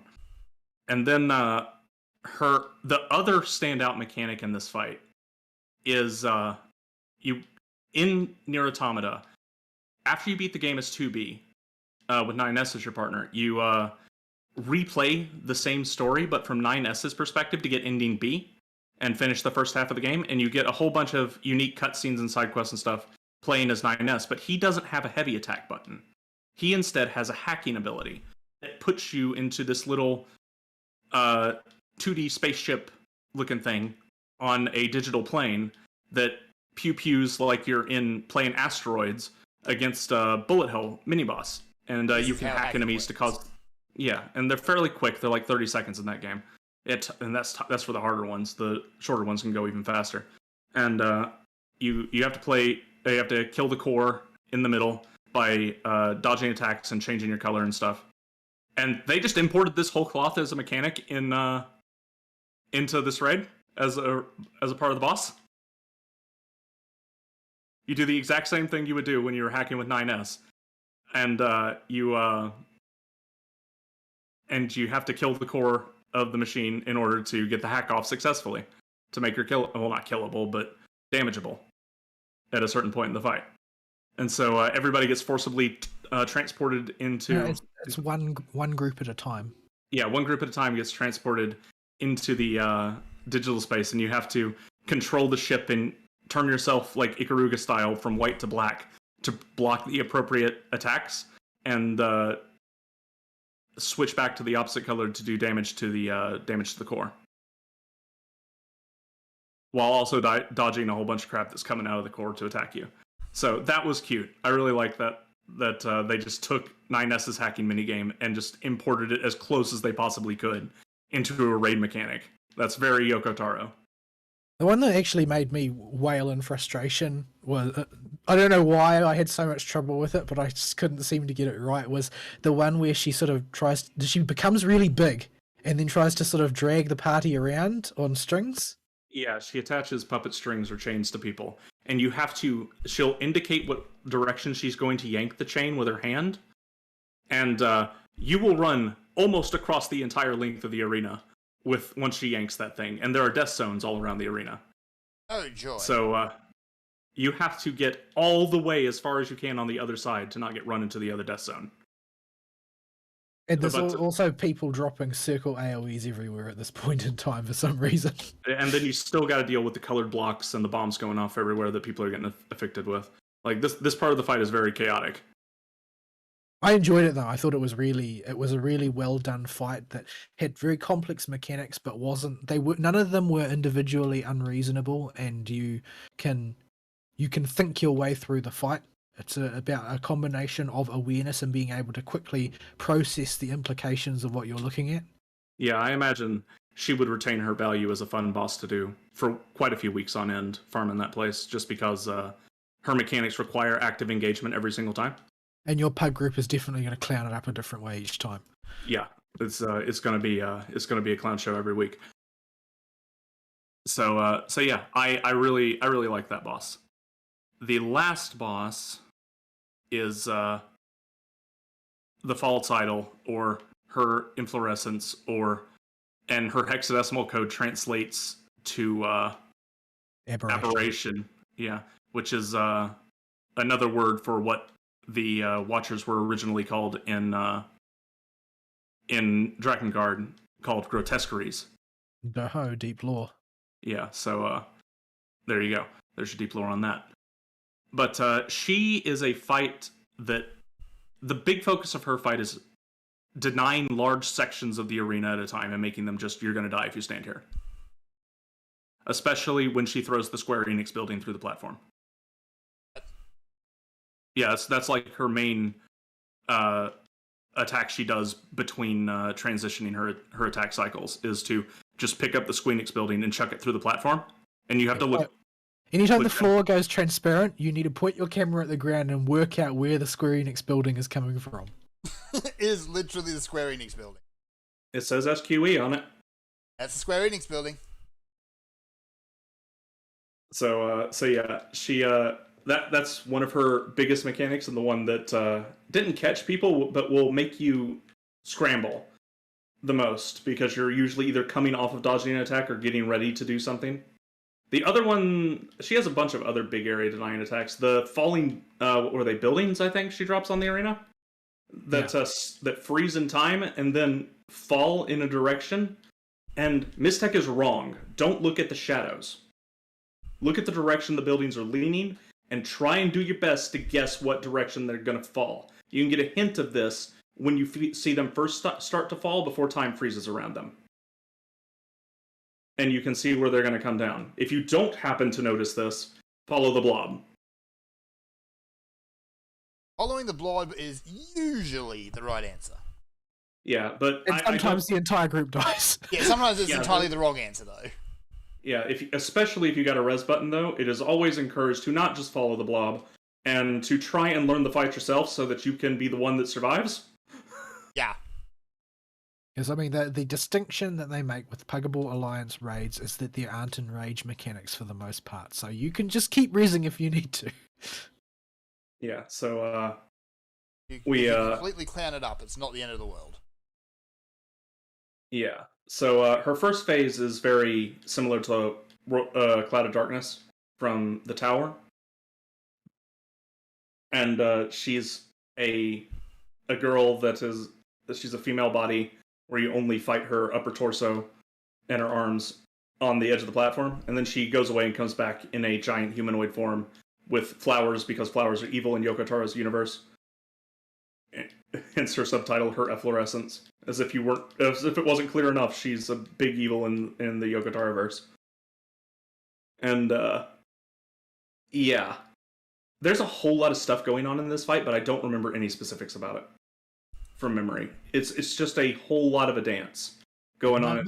Most of it is relatively self-explanatory, provided that you know to look out for the Square Enix building and you know how to deal with her singing. Right, the singing mechanic ripped straight out of Drakengard's ending E, the ending that led to Nier and was originally a joke ending, where the Queen Beast arrives in the real world and attacks the dragon with song.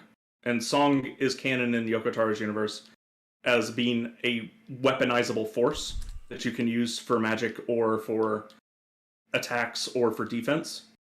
And you get a barrier around you that is white and black. And just like in her fight in the Drakengard game, you have to face the appropriate colored part of your circle towards the middle to block the attack and stop it from hitting you. And you have to do this by spinning in a circle like an idiot every time the next color comes down. Yeah, I've seen control schemas where you don't actually have to spin per se. Like, if you can like decouple your camera and character movement such that you can just view it from overhead and then tap the direction that you want to face, sort of thing. Yeah, unfortunately, the rings don't stay still. So yeah, so thankfully for me, I'm on a controller, so doing the spin was pretty easy for me. She also likes trains. 2 of her attacks involve trains. Yes, it's just like the one from the Blackrock Foundry, where you're dealing with the trains coming by, and periodically one of some of the lanes will light up and trains will come down there. So you can preempt the trains and not stand in them, because standing in them is real bad. Yeah, standing in them is instant death.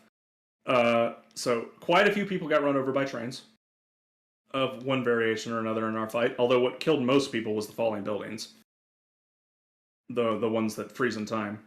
And then she also will summon copies of the Red Girl from a train that will pull up alongside the arena, and they'll just start throwing bullet hell crap at the arena in addition to her normal attacks. Okay.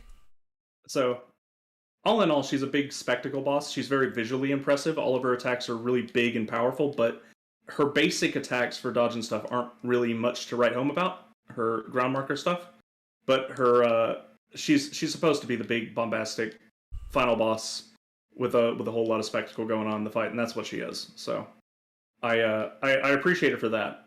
Her fight is okay. She's not as fun as the Red Girl. She's probably the second or third best boss in the dungeon. It depends on where I put Jack.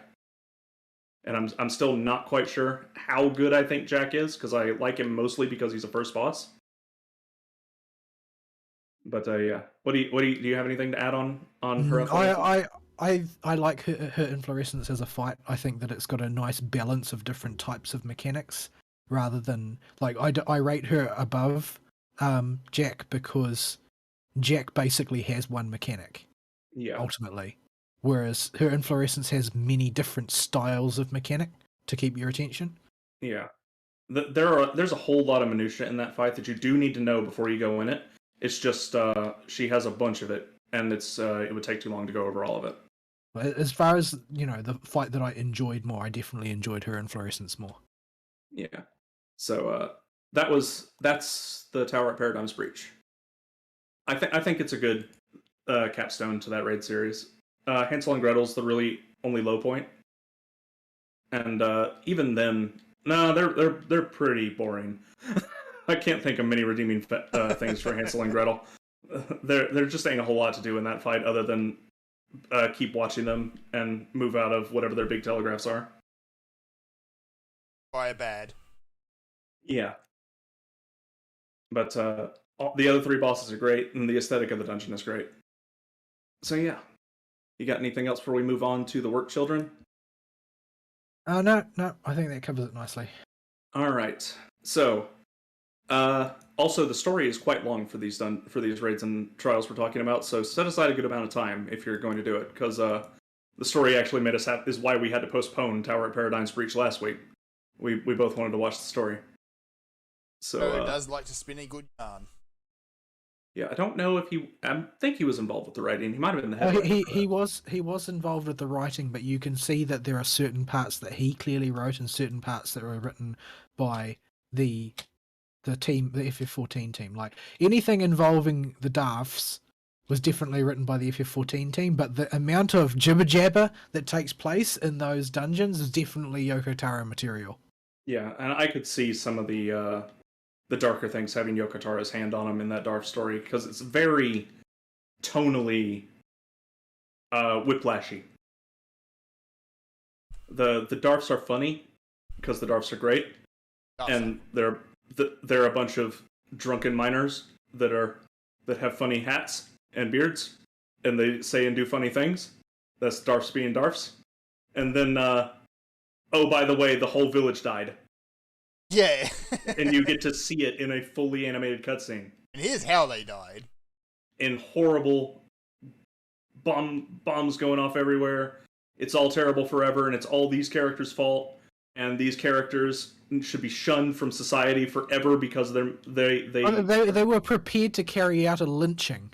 Yeah, like they are literally going to lynch these people and put on a kangaroo court for them, and you have to act in their defense. Right. And it's just people reacting emotionally to heartbreak from an attack. Except for the guy that says I'm doomed all the time, or we're doomed. Yeah, he's just... But even he comes around in the end.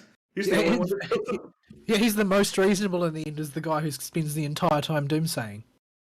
But, yeah, from what I've heard, one of the primary writing methods of the Final Fantasy XIV team is that they just lock all the people involved in outlining the story in a room, and then they will just draw up the outline for how the narrative is going to go, and then they won't come out until it's done. And apparently that's how most of these things get written. Like the writing team and Yoshi P will just go on a retreat, and then when they come back, they've got their outline. Push some pizza under the door every now and again. Yeah, the Darf and the Nier story is what happens if you take that team and that methodology and have it either in contact with Yoko Taro beforehand or lock him in the room with it. I wonder if he wears that headpiece when he's working. He is a very eccentric individual. I would not put it past him to have the Emil head on. I wouldn't be surprised. That head is a character from OG Nier. Or it's the head of a character from OG Nier. So, yeah. His name's Emil. That's why it's called the Emil head. So, yeah. That is the Nier series raids. Next, we have the Work Children. And this one, I have feelings about it, but I'm not sure what they are yet with the story. I know what most of them are. Basically, this is another bolt-on side story, which is basically the capstone of the Black Wolf's character arc. And so this is where that story that's begun in A Realm Reborn with Gaius finally comes to its conclusion.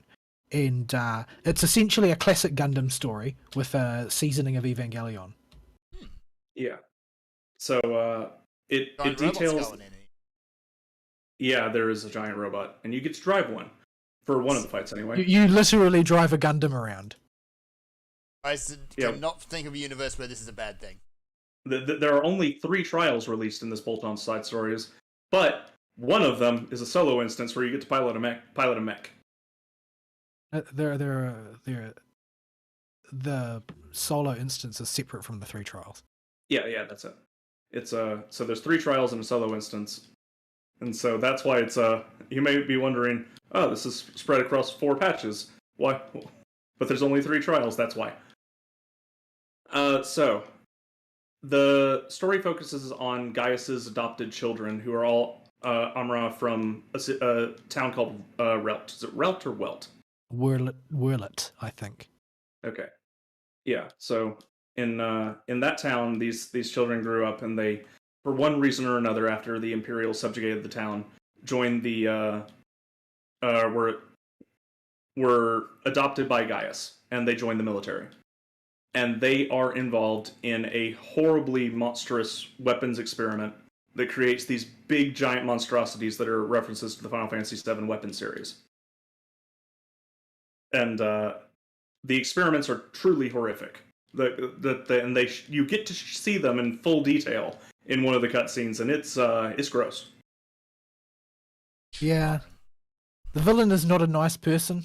Yeah, the villain is the weakest part of this, and that the guy that's leading the Garleans to do this is such a cartoon character, but it's all okay because of the very end.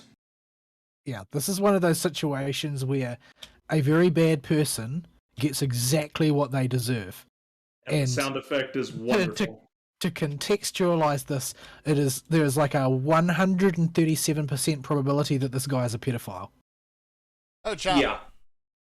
And he still gets exactly what he deserves. He recruits all the children that have been marshaled into the Garlean military or are taken by them as servants, and keeps them and trains them in a BDSM dungeon. Yikes. Okay. There's no mistaking this man's moral compass. Like, you are not going to sympathize with him. He is not built for that purpose. This is a character written to be a cartoon character. He's a villain. He is the bad guy. But when we say cartoon character, we don't mean to suggest that there's anything remotely amusing about him. No, he is not funny. Well, he's kind of funny in that just how over the top he can be sometimes, in his face especially. What he does effectively is he stands as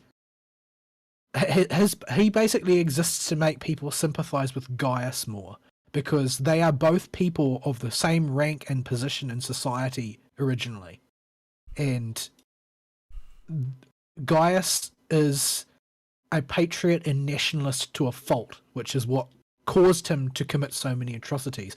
This guy is not a patriot or a nationalist. He is a representative of the relentlessly, selfishly power-hungry nature of the Garlean nobility.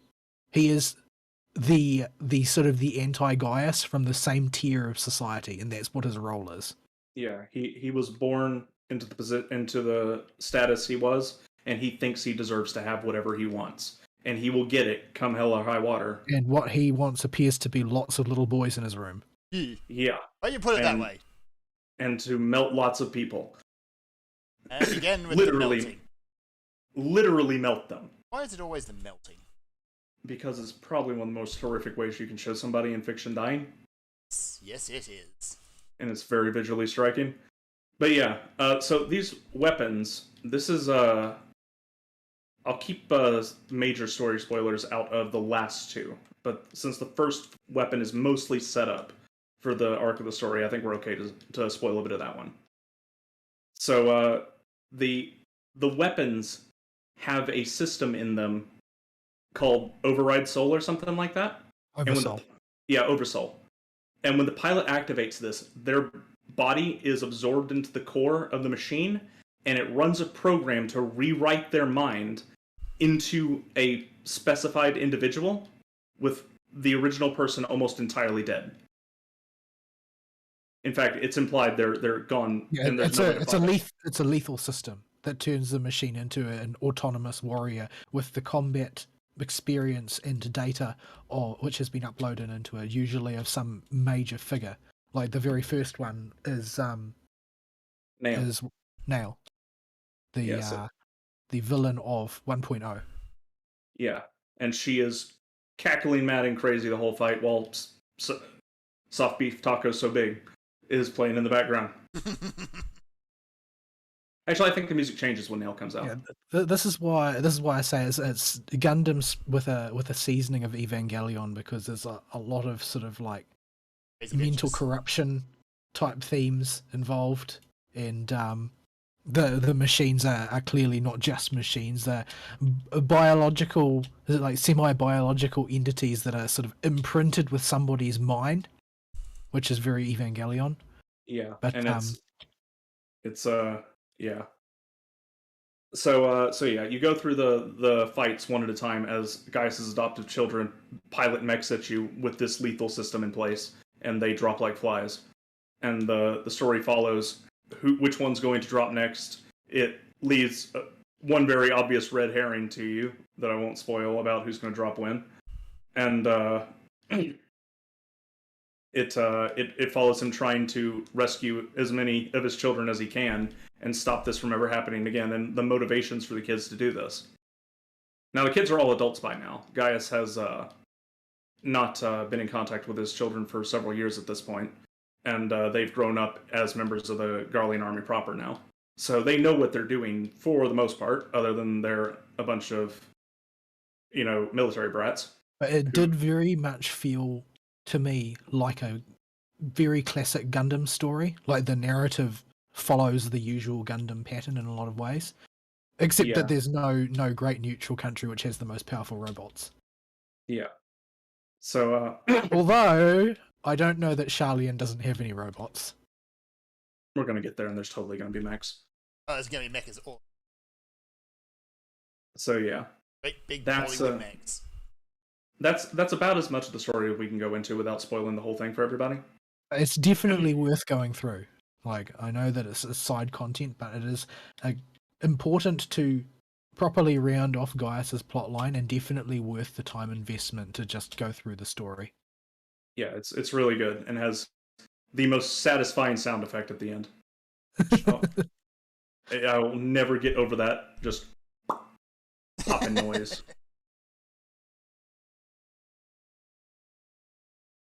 Head popped. So, you'll see when you get there. Yeah. But, yeah, the fights. The first one... Tacos! Big fat tacos so big. The soundtrack that overlays most of the music in these fights has... the actual lyrics are like "Beat the Heart of Sabek" or something. That is not what anybody hears when the song plays. But it is "Big fat tacos so big." Now it's not tacos. The lyrics are usually kind of telling the story of the boss in a lot of ways. Yeah, it may or may not be, but as far as I'm concerned, the story of the boss is "Big fat tacos so big." Yeah, this boss is all about tacos. Yeah, this is what happens after a trip to Taco Bell. Oh dear. So yeah, I in the music channel, I think I dropped at some point the one of the Mondegreens of the song, which "Big Fat Tacos." Tacos so big. And "Big Fat Tacos" is incorporated into all their themes in one way or another. So the whole dungeon's about tacos. Well, all the raids have tacos somewhere. So that's a thing ongoing. And the first boss is Ruby Weapon. Ruby Weapon starts off with Phase 1 as its full mech form, and it's you fight it in a circular arena in a sand drifty area. This area is called the Cinder Drift or something. And its big gimmick is its tendrils in this phase, and that it will has the big long stretchy fingers like the one in 7 did, and it will dig these into the ground, and they'll create pathways on the ground, these pathways you either have to stand on them or get off of them to avoid certain mechanics. If the ground turns to quicksand, get on the fingers. I forget what the indicator is for telling you which one's which. If the fingers are going to explode, you don't want to get on the fingers. And this sounds simple until Vol sent me a video of a compilation of people failing at in-game Final Fantasy Shadowbringers and watched the entire raid sink into this quicksand. You see, the thing is that in normal, it's always in the same order, but in Savage, I believe it's randomized. So if you've been doing normal for the practice and then you move to Savage, you can make some very poor decisions. Yeah. Actually, that reminds me. yeah. I saw a video the other day of someone who did this beautiful rendered guide on how to avoid a boss mechanic using the class token that they made pins out of. So it's this graceful ballet of the class tokens moving around this grid and avoiding all the dodges. And then, after you watch that, because here's a link to how it actually works. And it's like watching someone play Tabletop Simulator. I see. Yeah. There's pieces flying everywhere and the table gets flipped. Yeah. Ah, I see. And nobody survives. Yeah. That is, so yeah.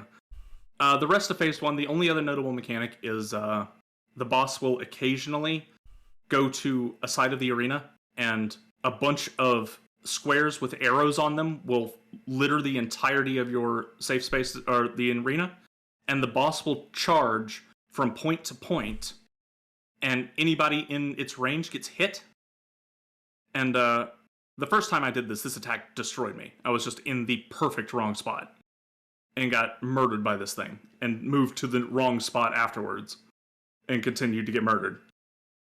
So the way you work around this is like there's one or two other bosses that have a similar type of mechanic. Is you get near the first one it's going to charge off of, and then you wait for him to go, and then you get on the spot where he just was, and you let the boss go do its thing. But depending on where he starts the ability and where you are at the time, this can be a little pulse pounding, and you may have to weave your way through stuff, but it's not too bad as long as you're not totally zoned out. After that, the boss transitions into Phase 2, and a gelatinous mass in the shape of Nail Deus Darnus comes out of the creature's torso and replaces the upper torso of the boss. What? And this thing's gimmick is dropping Dalamud on you over and over again for big damage and making your healers really have to work that Helios button. It's like Sephiroth all over again. Yeah, she will spam this attack that has a timer on it that will just cause ginormous raid damage, and a few minor mechanics around for spreading and stacking and dealing damage to sections of the arena. But the big thing with this phase is on a set timer, every so often, Nail's going to call down a big explosion that's going to deal a ton of damage. And this part of the fight is very much, can your healers keep everybody alive through that? It does have some storyline implications as well, because they say that they got the combat data from the heroes of the Empire, basically. But this fight implies that they continued collecting data on what was going on during the Coils of Bahamut. Because the form which Nail takes is a form that she did not take until she was she was enthralled by Bahamut. And well, not to mention the fact that Nail was never a woman before, I don't think. And so the form of a woman comes from a memory of his. So Nail Deus Darnus was I had to go look this up because this was really confusing when I was going through the Coil of Bahamut stories. And what happened was the localization team was never informed that Nail was supposed to be male. And so, or rather, Nail was supposed to be female always. And so, because they use neutral pronouns in Japan, they accidentally made her out to be a man in English. And so this caused a bit of confusion in how we got her brother is actually Nail and her name is something else. And she took over for him after he died. Just sounds unnecessarily confusing. Yeah, he died sometime long before the Final Fantasy 1 story. Well, regardless, the Wingerling version of her doesn't exist until she becomes enthralled by Bahamut. So that means that the Garleans were still collecting data from what was going on in the coils, which has not been referred to at any point. Plus, there's this strange issue with Nail talking about how she remembers Dalamud falling, which I don't think the 1.0 Nail actually ever lived to see. Yeah, they were. I thought that they died on the platform before and their soul got enthralled or something to go up there and be with Bahamut in wherever he was, because Dalamud was falling as you killed her in the original in 1.0, or at least No, beat her very good. I thought she died on the eve of the fall or something like that. I'm pretty sure they state that at some point. It might be. I do not remember. Perhaps she was just passed through the project enough to know how it would end and didn't care. Well, the thing is, during the fight, she talks about remembering it. Yeah, that her memories aren't clear, but she's absolutely convinced that she saw the moon fall. Yeah, I do not know. Maybe we just gave her a good conk to the noggin and she didn't die. Regardless, she didn't have wings when she was a Gharlean soldier, and she summons copies of herself in her boss form. Yeah, and you have to fight them to during her ultimate move. You know, the inevitable phase transition, kill the ads, and then shield through the ultimate phase that every single boss has, it seems like. Well, I feel like it's actually a feature I kind of appreciate, because in the event that you make the DPS check of killing the ads or whatever, it provides a nice breather to reset, in my opinion. Yeah, I like that too. It's just I don't ever mention it when we're talking about bosses because it's kind of a standard feature for raid bosses and trial bosses. Yeah. So yeah, that's pretty much Nail for her fight. There's nothing else in her fight that's really stands out as we're talking about. Can you think of anything? No, not really. All right. The next thing is the solo instance with Sapphire Weapon, which I don't remember at all because you only use that mech once, and I've already forgotten what it does. The squid. Yeah. You fight the squid. You fight the big squid, and your character will, at several junctures, call it a squid. And this is one of those plots where you regularly encounter that that the warrior of light has short brain compared to everybody around her. Yeah. Everybody, like, the Archons are all incredibly accomplished scholars. Like, they all have to pass a thesis. They will have to submit a thesis and pass the appraisal of it, the defense of it, in order to become Archons. And the Scions are all Archons. You are not. You're just this dumb hick. You're just this person who kills things good. Yeah, and well, that's why they have you do the heavy lifting. Yeah. So you see a lot of that, and so you usually just refer to the Sapphire Weapon as a squid. Yeah. Yeah. That's where my warrior's head rattles when.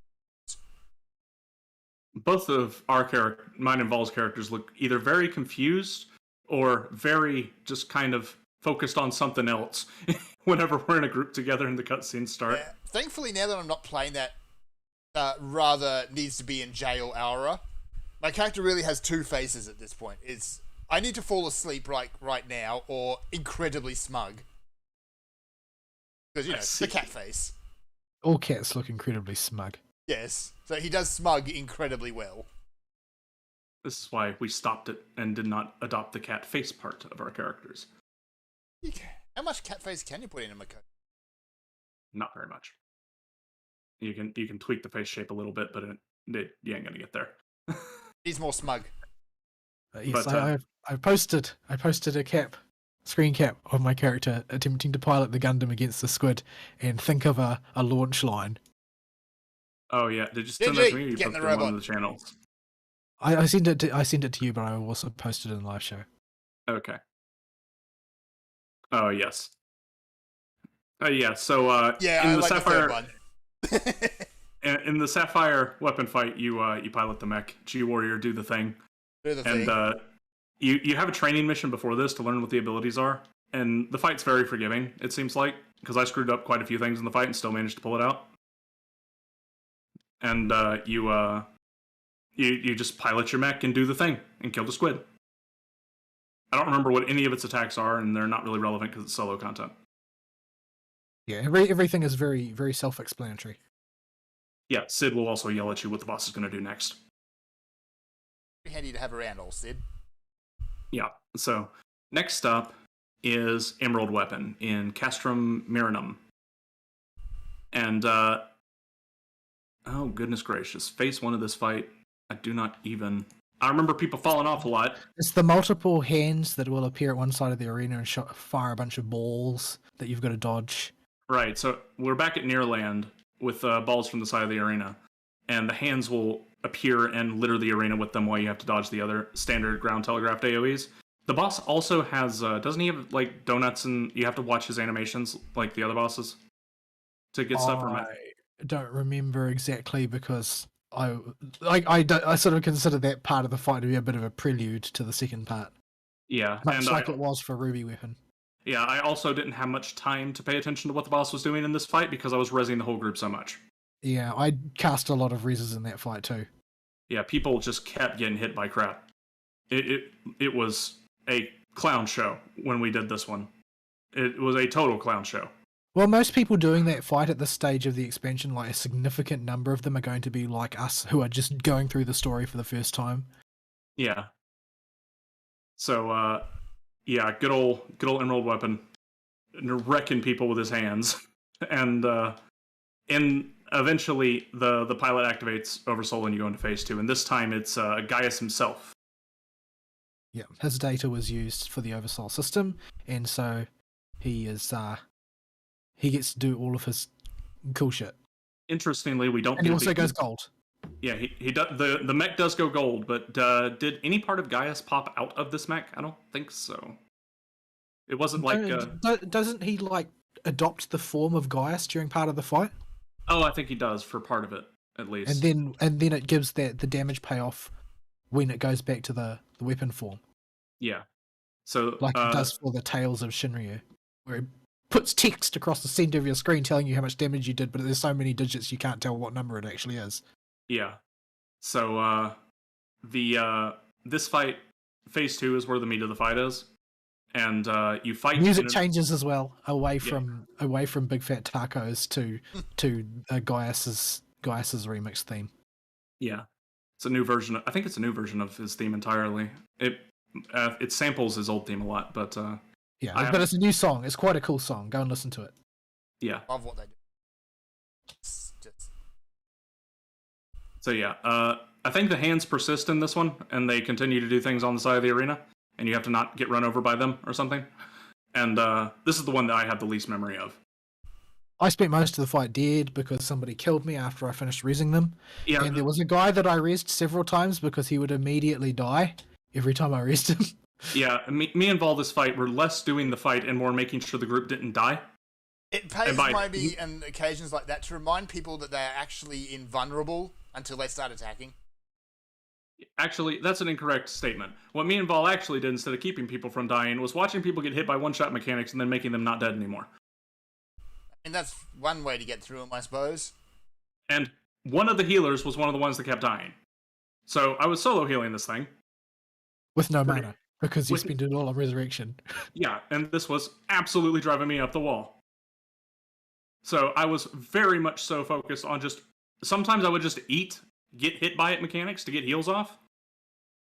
Because I couldn't afford to stop, because I was alone, and managing my mana as close to the wire as I could. For an astrologian, that's a rather impressive position to find yourself in, let me tell you. We don't have mana problems as an astrologian. Period. End. The only way you wind up in this situation is if you are sitting there chain rezzing people. Well, I'm here to tell you, as a red mage, the only MP restoration tool I have is Lucid Dreaming, and I had to use it a lot. Normally, a red mage, in order to run themselves completely out of mana, has to cast without interruption for 4 straight minutes, apparently. That's what I've heard. Yeah. If you never have to move and you just cast continually, you can go for 4 straight minutes without running out of mana, and that's without hitting Lucid Dreaming. I was hitting Lucid Dreaming on cooldown, and I still never had any mana to actually attack with. Yeah, I was hitting it on cooldown, and I was so out of mana the entire fight from reses that I was just throwing my cards If it was a blue card, the tank got it. It didn't matter if he already had another card. He was getting it overwritten with a new card so I could draw another one and get more mana. If it was a purple card, it went to Vol because he's at the bottom of the list and the fastest one to hit. And I was frantically trying to get mana back in this fight. This theme will continue even worse in the next boss. Oh no! And so, unfortunately, with Emerald Weapon, the nature of his attacks and how, aside from one in Phase 2 that sticks out, where he will summon his battalion of soldiers, and they will line up in, there'll be 3 ranks of them that will appear at the sides, and they will go line up on one side of the arena with back-to-back, and they will fire off 3 volleys, and each rank will have a hole in it somewhere in its lineup, and you have to stand in the hole in it. Okay. I couldn't help but wonder if it was an Oda Nobunaga reference. Maybe. It's possible. But, yeah. But yeah, other than that, I was way too focused on mana management and just not dying and trying to keep everybody healed to pay attention to the fight itself and what was really going on. Likewise. And it's another fight that's surrounded entirely by a death zone, and there are knockbacks that you place relative to your position, and I got knocked off by other people placing those, and yeah, it was rough. Yeah. It is a fight that contains ample opportunities for you to actually kill your party members. Yeah, there's one attack in Phase 2 that's also worth noting where he will target 3 people to get a AoE that'll go through them and hit all the way across the arena and drag anyone, including the person targeted, back a really, really far amount and possibly push them into the death zone. And these people need to position themselves in addition to what they're away from where they're going to drag people into stuff, away from each other and not near any hands that are doing stuff on the edge of the arena. This leads to some clownish scenarios where somebody can kill your party members. And then there's the bomb thingies he puts on people too, I think, that also have a way to kill people that I forget. And so there's lots of opportunities to get your friends killed. Or get your pugmates killed, and then hope the Astrologian and the Red Mage have enough mana to res them. So what you're saying is, instead of singing about big fat tacos, they should just put Calliope music. Yeah, this fight is I don't know if our group was just particularly special, because I think you and me each died once, and it was because we were either killed by other people or distracted trying to make other people unkilled. No, I think I died 2 or 3 times. The first time was I misjudged how big the orbs were, because I thought they might be as big as their graphic, and they're not. Yeah.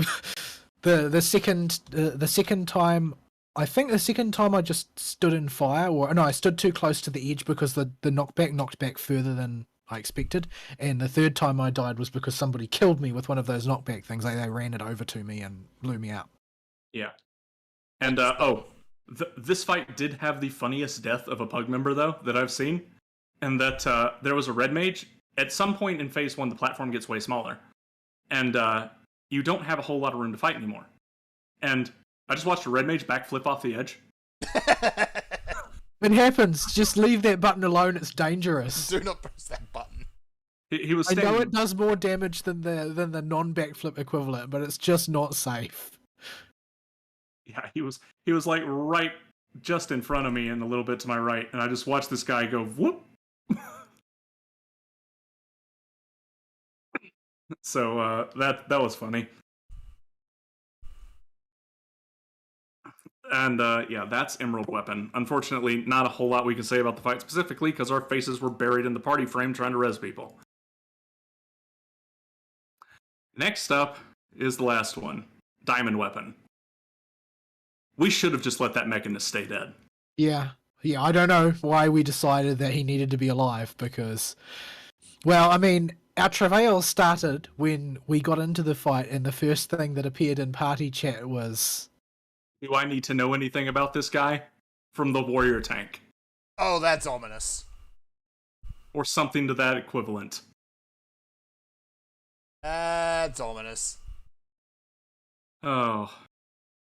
Thankfully, the fight only needs one tank. and the other tank appeared to know what the score was.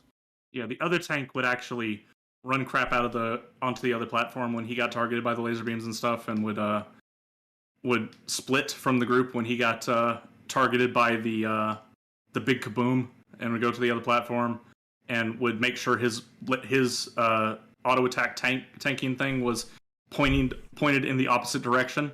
Now, this unfortunately presents a problem with this particular mechanic with the stupid auto attack thing. The boss has an auto attack that it will do occasionally throughout the fight on the two primary targets, and the two primary targets get a laser beam shot through them that hits everybody behind them as well for melee boss damage. This is a problem if you stand behind the tanks. This is a bigger problem when your second tank is dead because he doesn't know the fight, and these laser beams are now coming after me and Vol. Yeah, I was like, why am I taking so much damage? Why is there no tank here? Why are there laser beams shooting at me? What's going on? Because I had ranged across to the other side of the battlefield in order to resurrect the sodding machinist. Yeah. We had one machinist that just chain died the whole fight. And I was frantically trying to get to as close to the edge of my platform as I could to keep you alive. And that apparently made the boss angry at me, because next time he targeted me, or did the attack, he hit me with it, because we didn't have the tank up by then. That or he died again after we'd already arrested him in between. Basically, quite the clown fiesta. But the one the thing that was really killing me is that people seem to have a loose idea of what to do with the explosions that chase you, but they would always do it wrong. So what you want to do is to have it place the first marker, explosion marker, on the side which you are on the platform near the thing where you are going to use to jump over, and then after it drops the first one, then you jump over, because it will therefore place most of the chase explosions in empty space, so they can't hurt anyone. Instead, people would jump over to the other side, land on me, and drop all of the explosions on me. So, for those wondering, we haven't explained the boss arena very much. Let's get that out of the way first to give people a clearer picture. Diamond Weapon is fought in between two flying platforms, and you fight them in the air. The arena is called the Cloud Deck. And there are two teleporters on almost all the way at the far ends on both platforms. And these platforms are both fairly large, and various mechanics in this fight will make you have to jump back and forth between the platforms for one reason or another. And there are two abilities that are going to get you killed in this fight for not knowing how to handle the platforms correctly. One of them is the ability Vol was talking about. It's a bomb AoE that targets one to two players at a time, and these players will have a laser beam come out of the sky and chase and start chain exploding behind them 4 or 5 times in an absolutely ginormous explosion. So if they both try to run around on the platform where everybody's fighting to get away from these things, they're just going to kill the group. So what you have to do is you have to make it so the first explosion happens on the platform you're currently on, and then take the teleporter to jump to the other platform that the group is currently not occupied, and let the explosions just waste their time running across the empty space between the two platforms, and then you can go back. This is not what happened in our group. Yeah, they would just take the teleporter and assume that they solved the problem somehow. And if you do not let the first explosion happen to the far side of the teleporter you're going to take, you are going to have that thing just chase you around, and then you and the guy getting chased are still in the same situation the rest of the group would be in, even if you both make it to the other side, where you now have two giant, enormous, undodgeable circles of explosion coming at each other with no room to get around. It was pretty normal to see two people leap over there and then just kill each other with their explosions. Yeah. Like, so what did you think was going to happen? So, this is the first big killer in the fight. The second one was a big killer, and I blame this one on Miztech as well, because she did not mention this attack can overlap with other junk. And it does not seem at first like an attack that would, until I thought about it. I'm like, yeah, it totally makes sense that would overlap with stuff. Why didn't I think about it? And this came from me just expecting a more hand-holdy video. That was my fault. And that is one of his shoulder blades will have flame jets shooting out of it. Vol didn't see him the first fight we did, for some reason, but they're there. I saw them the subsequent times, but they just didn't seem to show up the first time. I don't know if there was like a rendering glitch on my end or something, because I was looking for them because I knew they were coming, but I couldn't see them, so I didn't do anything. And then everybody ran away from me, and I'm like, "What? There's no jets!" And then boom, suddenly I was dead. So So depending on which platform is facing what shoulder, if you're on the platform facing the shoulder that currently has flame jets getting out of it or shooting out of it, you need to jump to the other platform. Like ASAP. That attack is fairly fast. It has like 5-second wind up, and you've got to get all the way to the teleporters, hit the teleporter, and let it do its teleport animation before that attack goes off. I don't know when in that animation. Yeah, I don't know when in that animation you are considered technically on the other platform and safe. Probably not to the end is the best assumption. He will continue to do that anytime he's got his armor on, so you can't stop keeping an eye on him for those flame jets. Yeah, but there was one attempt where we were doing some other mechanic that had to do with more of Emerald Weapon's hands that appeared during time. The entire group all at once. Literally everybody but the tank that knew what he was doing died. And, that's in his armor phase, but the mechanic I had the most trouble with personally was in his phase where he's shed his armor and is bouncing around. And that's the one where he does the zigzag pattern. Right. He does a zigzag charge. Like, I follow the blob because everybody seems to be able to see where to go, but I can't make head or tail of what he's doing. So, periodically throughout the fight, Diamond Weapon will shed its armor and take on a quadrupedal dog-like, because everything's a dog, form, and it'll be unarmored and very fast. It'll destroy one of the platforms when it does this, and you are limited to one of the two platforms for a little bit. The other platform will come back afterwards. And what will happen is the very first thing he does after hitting the group for 80% of their health and AoE damage, he will jump to one side of the platform, and a bunch of lines that are very faint and very big will flash, and they'll zigzag across the entirety of the platform. And there are very few safe spaces where these lines don't overlap, and you have to notice them as the flash is going, and the flash is very quick and very faint. And then you have to go stand in the safe spot. When I heard the mechanic described, I was expecting something more like the final boss from Gimlet Dark, and it is not like that. Yeah, no, it is something that you have to notice very quickly. And the best solution, if you can't see them very well, is to follow the blob. And it appears they always appear in roughly the same spots. If not the same spots. If you do it enough times, you should be able to roughly grasp where you're meant to be headed. Now, we got to this phase a few times because we wiped 2 or 3 times due to our group being made of clowns. But in our experience, it always seemed to appear about a little more than 2/3 of the way up the platform on one side.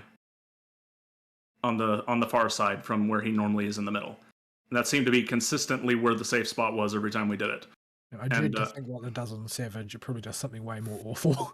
Oh, yeah. Yeah, and he concludes this zigzag by jumping up into the air and slamming down on one vertical half of these rectangular platforms, and you have to be on the other side. So watching people get hit and run over by this was more work on the res button. And then he follows this up with, I died to this mechanic because I was trying to res the stupid mechanist again. And I got hit by it. He does a AoE pushback. And the way to handle it is to just get close to it and be on one of the far sides of the rectangle. I was kind of at a diagonal instead of on the far side and didn't quite stop before I went off over the edge when he hit me the first time with it. Because I was trying to res the stupid mechanist. I got knocked off by that in our very first attempts, and I wasn't sure where I was supposed to be standing because I thought that I would be on there, but it looked like I was about an inch too far away or something. Yeah. So it's you can stand on the short side and still stay on there, but it will only be just. So try to avoid that. Yeah. So yeah. I died to that, and I think that was the only death to a mechanic that I had, was to that knockback. Did you basically just walk off once? Was it something else? That was Puppet's Bunker. Okay. that was last week. Yeah. this fight, there's all of these attacks are lethal for the most part. This boss's damage. This is the highest level normal mode content as far as eye level is concerned currently in the game. Like you were getting a bit having some heart palpitations when you started to see the damage that was coming in compared to previous. It was more than just that. It was also that the other healer was getting whomped. Yeah, I rezzed that other healer a large number of times. And so I was solo healing that crap. He's not issuing the group with a gentle caress either. You're looking every time he drops his AoE out, he's going to reduce everybody to about a sixth of their health. Yeah, that is one in his unarmored form will knock you down by 80%. Everybody needs to be topped off for that. It might do a fixed percentage of damage. It certainly seemed to bring everybody to about the same percent. But yeah, that boss, everything hits like a truck because it's the current in-game content. And I felt good about it in the end because it meant I was able to effectively solo heal a trial, an 8-man party, at the current gear level. Albeit normal difficulty. Savage difficulty, probably not. Yeah, in Savage difficulty, you would be required to do full DPS as well. Yeah, and in Savage difficulty, all that effort I put into rezzing people would probably be put into DPS instead, but I don't plan on doing Savage difficulty ever right now. It will take a rather radical shift in the way I'm currently living my life to even consider it. Yeah, I would very much like to, but it's just not plausible for me. I don't have that sort of time and energy. Yeah, and while I have time to be on Final Fantasy and do simple things while old people watching, Savage raids are a little out of the question, and once this is over, I'm going to go back to my normal schedule and get proper sleep time again. So yeah, that's pretty much the whole diamond weapon fight, and afterwards you get a series of cutscenes for about 2.5 hours worth of cutscenes. It's pretty long. Capping off the events of the story and wrapping up everything with the weapon series, and I thought it was really good. I liked all the weapon fights. I just wished we had a little less clownage in the Emerald and Diamond fights, because the groups we had were truly special in the farm sense of the word. Like these people just got hit by everything. Yeah, I mean that's to be expected, and honestly, because I just can't do Savage because of the amount of training time I would need to invest on it to get good enough, I actually kind of appreciate having the baddies along because it adds a little bit of extra urgency to the fight that might not otherwise be there. It's also reassuring to know that you are not the worst player in the race. Yeah, that's all. It's also nice to be able to know that, you know, no matter how bad I play, I'm probably not the one dragging the group down. No, that guy that I've rezzed 4 times, he's probably dragging the group down more. The machinist who doesn't appreciate that he's playing the most mobile class in the game, for example. Well, it makes it very clear. They're also dragging you down because you have to get them back up. But aside from that, the thing about Final Fantasy and people dying is you can recover from it, so it doesn't hurt as bad when you get a group full of baddies, as long as your healers and people capable of rezzing can get the group back on their feet. It's just this does not apply, of course, to Savage, because they'll come back with a debuff, which will probably put you below the threshold for the enrage timers if it is current content. Not to mention the wasted resources and time the healers have to put into getting you back on your feet. Yeah. And, yeah. So it was very good, though, for me to realize I can probably take on normal mode trial content with my healer okay. If I can solo heal that fight and manage to keep picking the group up alongside Vol, and somehow we did manage to kill it after 2-ish wipes, that made me feel more confident in my healing. And that I'm actually starting to figure this thing out. At least the healing part of it. But yeah, and this also tends to something that I mentioned of all after we did those weapon fights. It is very clear in all of the Shadowbringers content where somebody falls in terms of their ability to do a fight. Either they are doing it blind and are just kind of hoping the rest of the group will carry them. You can tell who those people are immediately. That's the Mechanist and that Warrior, and our other healer in the diamond weapon fight. You can tell who's watched a video and has an idea of what they're doing, but is still their first time. They're going to die to 1 or 2 mechanics, and but for the most part, they'll get stuff right. And you can tell the people that have done it a zillion times before and have got this stuff on autopilot, or the people that don't get hit by anything, especially as a healer. because I can see all the health bars all the time. And it is just very abundant who is in which camp, and these camps are very clearly separated in the amount of time they spend kissing the ground in this game. Please at least watch it for people. I know it's story spoilers, but still. It's the Cinderdrift fight and all the Relt Children fights with the weapons. You really need to watch a video. None of the mechanics are too complicated, but they will all kill you, and they don't have much time for you to react to them. The similar story with the near raids. None of the mechanics are that complicated until you get to the last dungeon and the last boss of the Puppet Bunker. But they are all incredibly lethal and will kill you. And unless you want to be the guy that's that mechanist that kept dying, you need to go watch the video. And know about gravity and its effects on the human body. Yes. Do not walk clean off the edge and have a moment. And then have the entire group have a moment afterwards that gets our entire group murdered. I don't know how we still managed to kill that boss on that attempt. Literally. I think that content is just not that difficult. Yeah, that wouldn't wash in the Ivalice raids, I don't think. Yeah. That boss is far more forgiving with what's going on there. But the Ivalice raids were way harder in general, I thought. Not to such a significant degree that it felt like an astronomical challenge to do the Ivalice raids, but Auburn Monastery Boss 3. It's Swordy Boy. Imagine that when it was gear appropriate, new content. Yeah. Swordy Boy is in a tier of his own for needing to do that fight a few times before you really got the hang of what's going on. And the last boss of the final raid, she's got quite a lot of stuff going around with pushing the bombs around and stuff exploding and etc. So in general, those fights have a lot more going on. Most of them are on the tier. Most of the fights in Puppet's Bunker feel about as complicated as not Puppet's Bunker, but the near raids. Only feel like they get up to about the second dungeon in the Ivalice series in difficulty. They never quite hit Dude with the Three Swords tier. The closest we probably get is Red Girl, and that's mostly gimmicky mechanics. That is once you've seen it a few times and you know how to mentally process, it's going to cease to be difficult. And they're all very distinct from each other. Yeah, there's no what position is he holding the sword in his tail in? Yeah, so it's very easy to remember what to do when the mechanics are so distinct and literally black and white.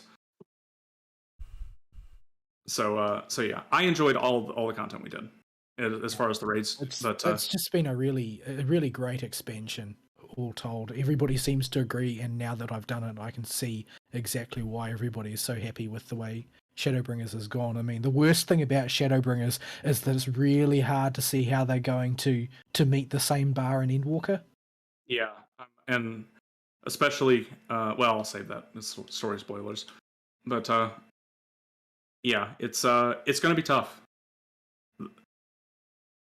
Yeah, so even the things that I've got, like my worries about, say, character flatness, for instance, and some of the antagonists, like, honestly, when this could be me overthinking it. I hope it's not me overthinking it, but it could be me overthinking it. But it seems like they're almost like red herring flat.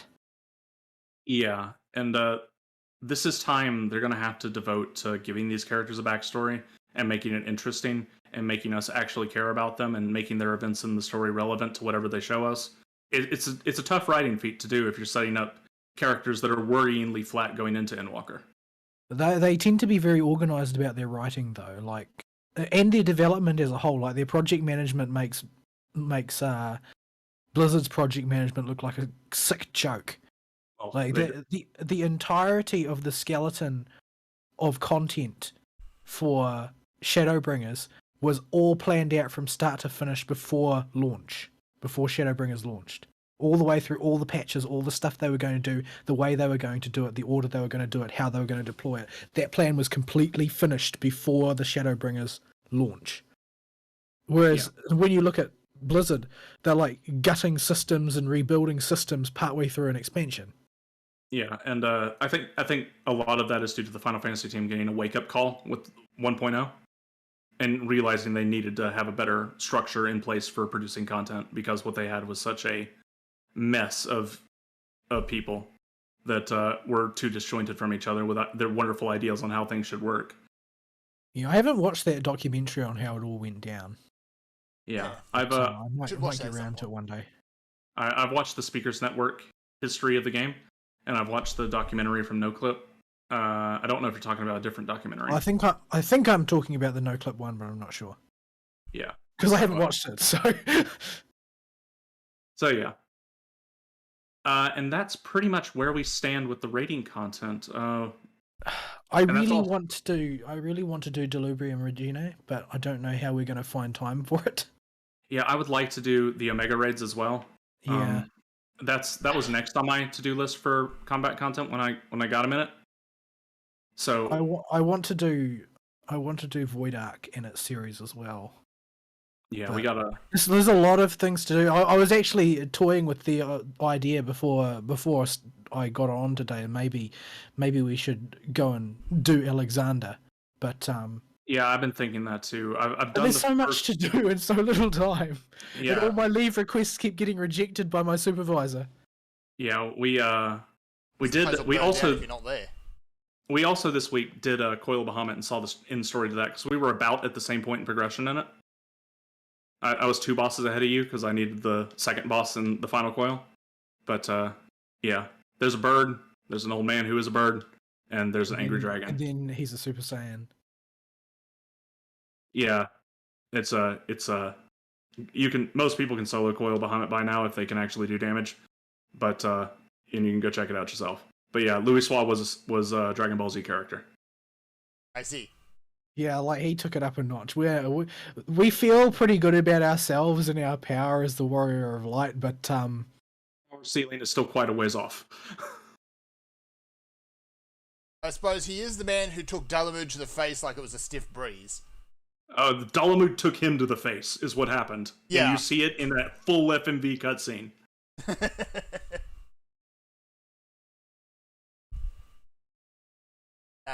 Yeah. So yeah, we did that. Alexander's kind of low on my priority list. yeah, because it doesn't seem like it's going to be very thoroughly connected to stuff that happens in future.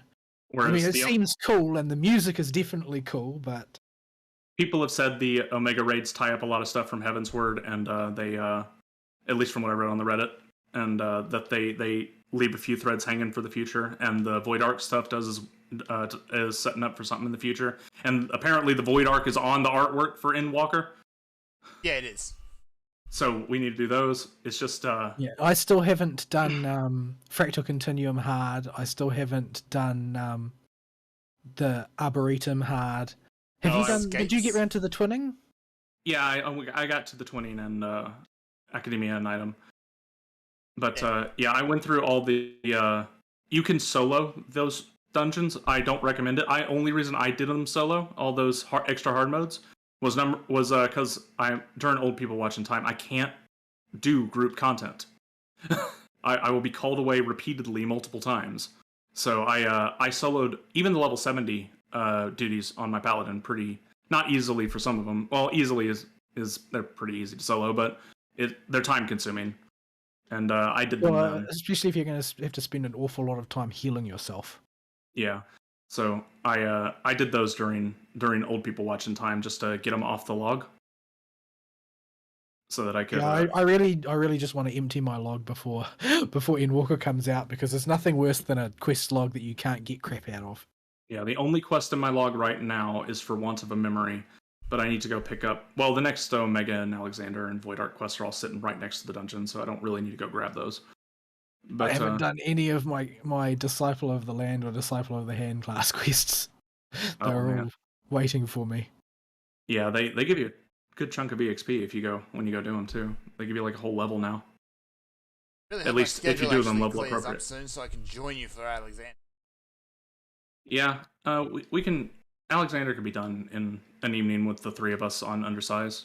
Yeah. But yeah, the other ones are going to take probably multiple evenings of me and Vol going through together. Since that's the most likely way to do them. That seemed to work pretty good for Puppet Bunker. Why do I keep calling it Puppet Bunker? The Nier raids anyway, and the Omega raids. But yeah, that's where we stand with the current in-game content. And are waiting for Endwalker.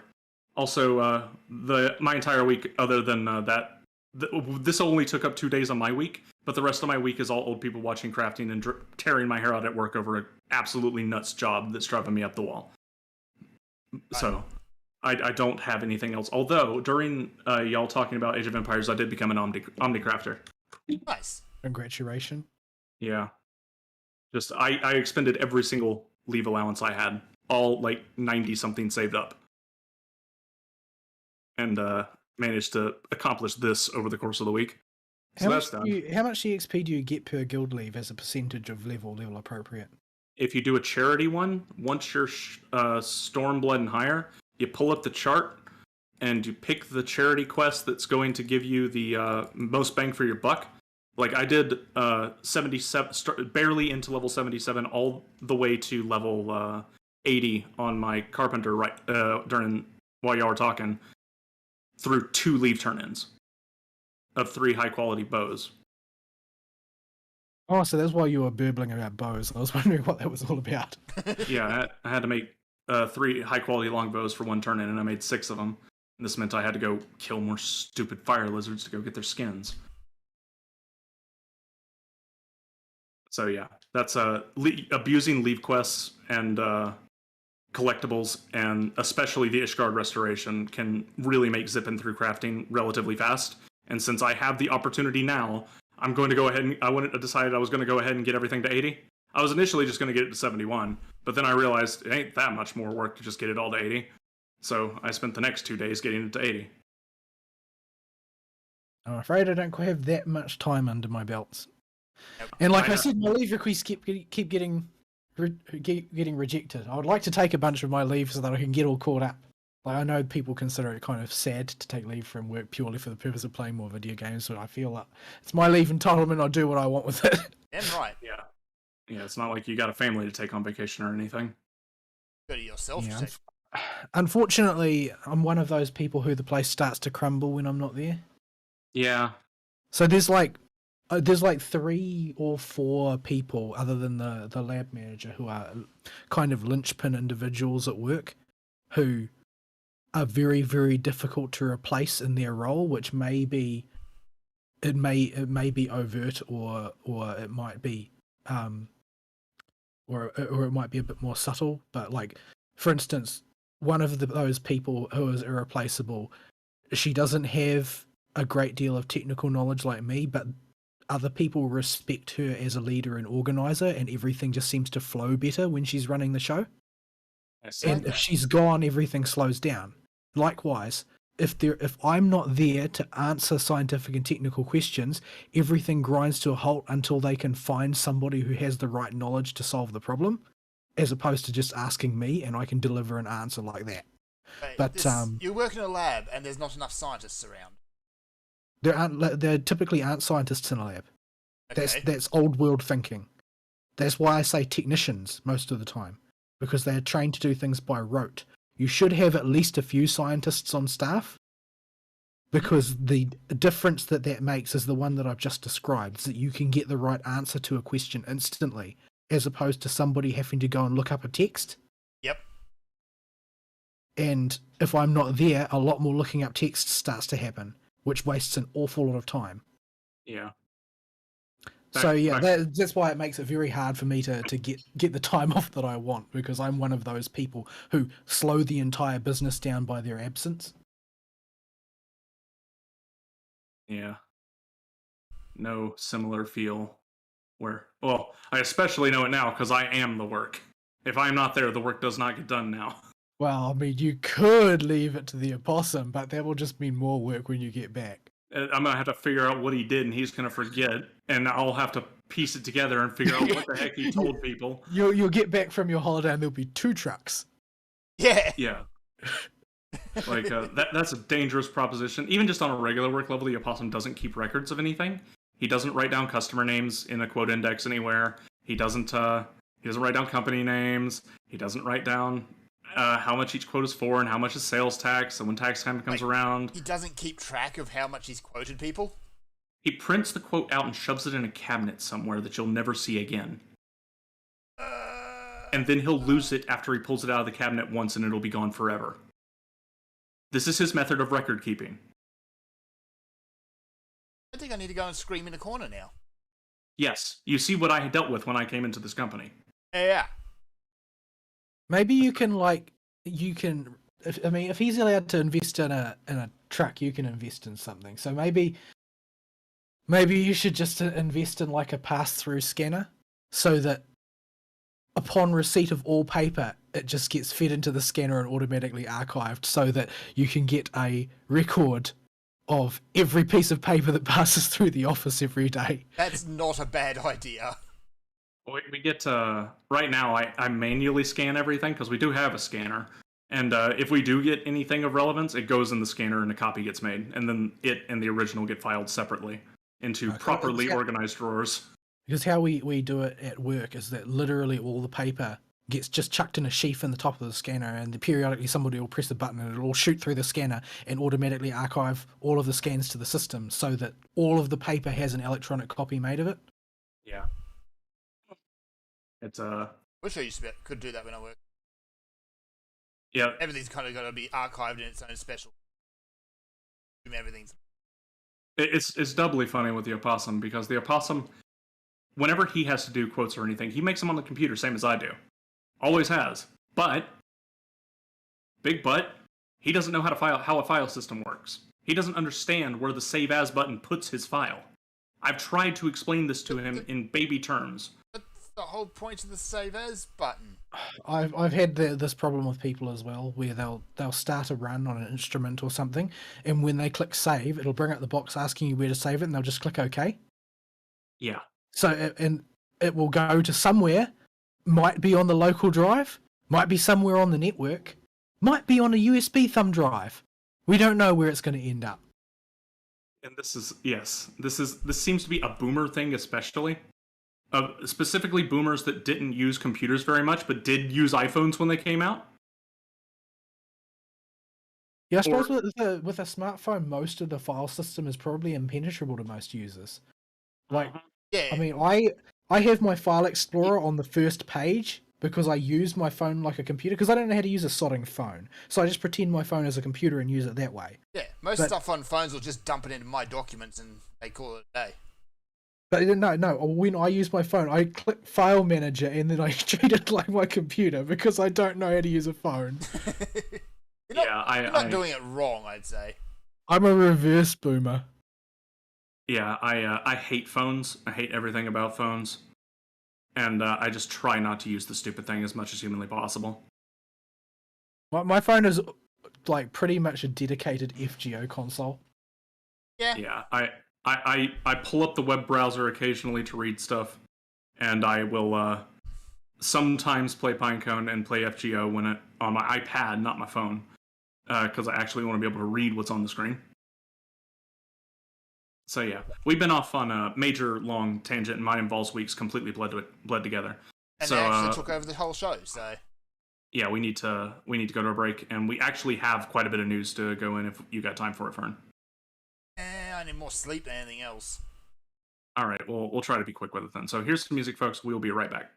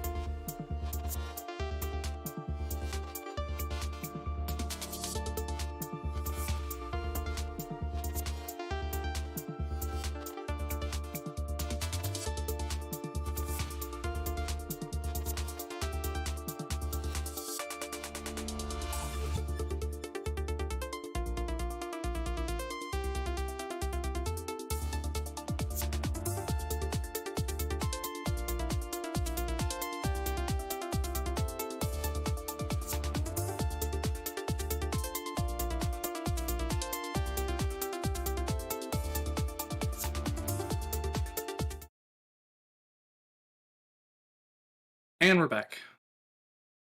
Here we are. So, I didn't realize how late we were running. I had my face buried in trying to remember what the heck the raids were. So, I didn't realize how long we were going. This is kind of rambled, this show. Yeah, lots of tangents and all over the place. But we do have at least some news I think we should cover. Couple of things. The first one, Blizzard had a triple whammy of articles come out this week. Oh, didn't they? Blizzard, stop. So, getting exactly what they deserve. oh yeah, this is They definitely they brought this all upon themselves. So the first one is BlizzCon 2020 has been canceled. This was an online only con, the thing we mocked when they announced it was online only. Mm-hmm. And that it's just been canceled. Yep. Honestly, this makes perfect sense to me. I don't think that they can do a convention. In fact, I think that they should cancel all of them for the foreseeable future, as things currently stand, because the simple reality that you cannot overcome in the current environment is that if you have a convention, you have panels. If you have panels, you have to take questions and endure audience interaction. These sorts of things that their people appearing on stage will have to answer are not the questions that they want to answer right now. Mm-hmm. Yeah. And that's They cannot have control over that situation in a convention environment. It's just not controlled enough. In fact, I expect that once they realise, we haven't spent so much money on this year, we've got this extra little knot of money in the budget to give us some breathing room, maybe we just won't do BlizzCon anymore. Because, number one, BlizzCon is something that's originally was a fan fest, right? That was its purpose. Number two, it's something that they make most of their money selling virtual tickets to, which doesn't have any overhead really. The actual convention gradually becomes a footnote to that. Number three, they've got the example of all these other game companies that just do online press events rather than an actual convention, effectively. Yeah. And I think they're going to look to that as the model moving forward. Number four, they have been very obvious in their lack of giving a shit about fans, generally speaking. Do you guys not have phones?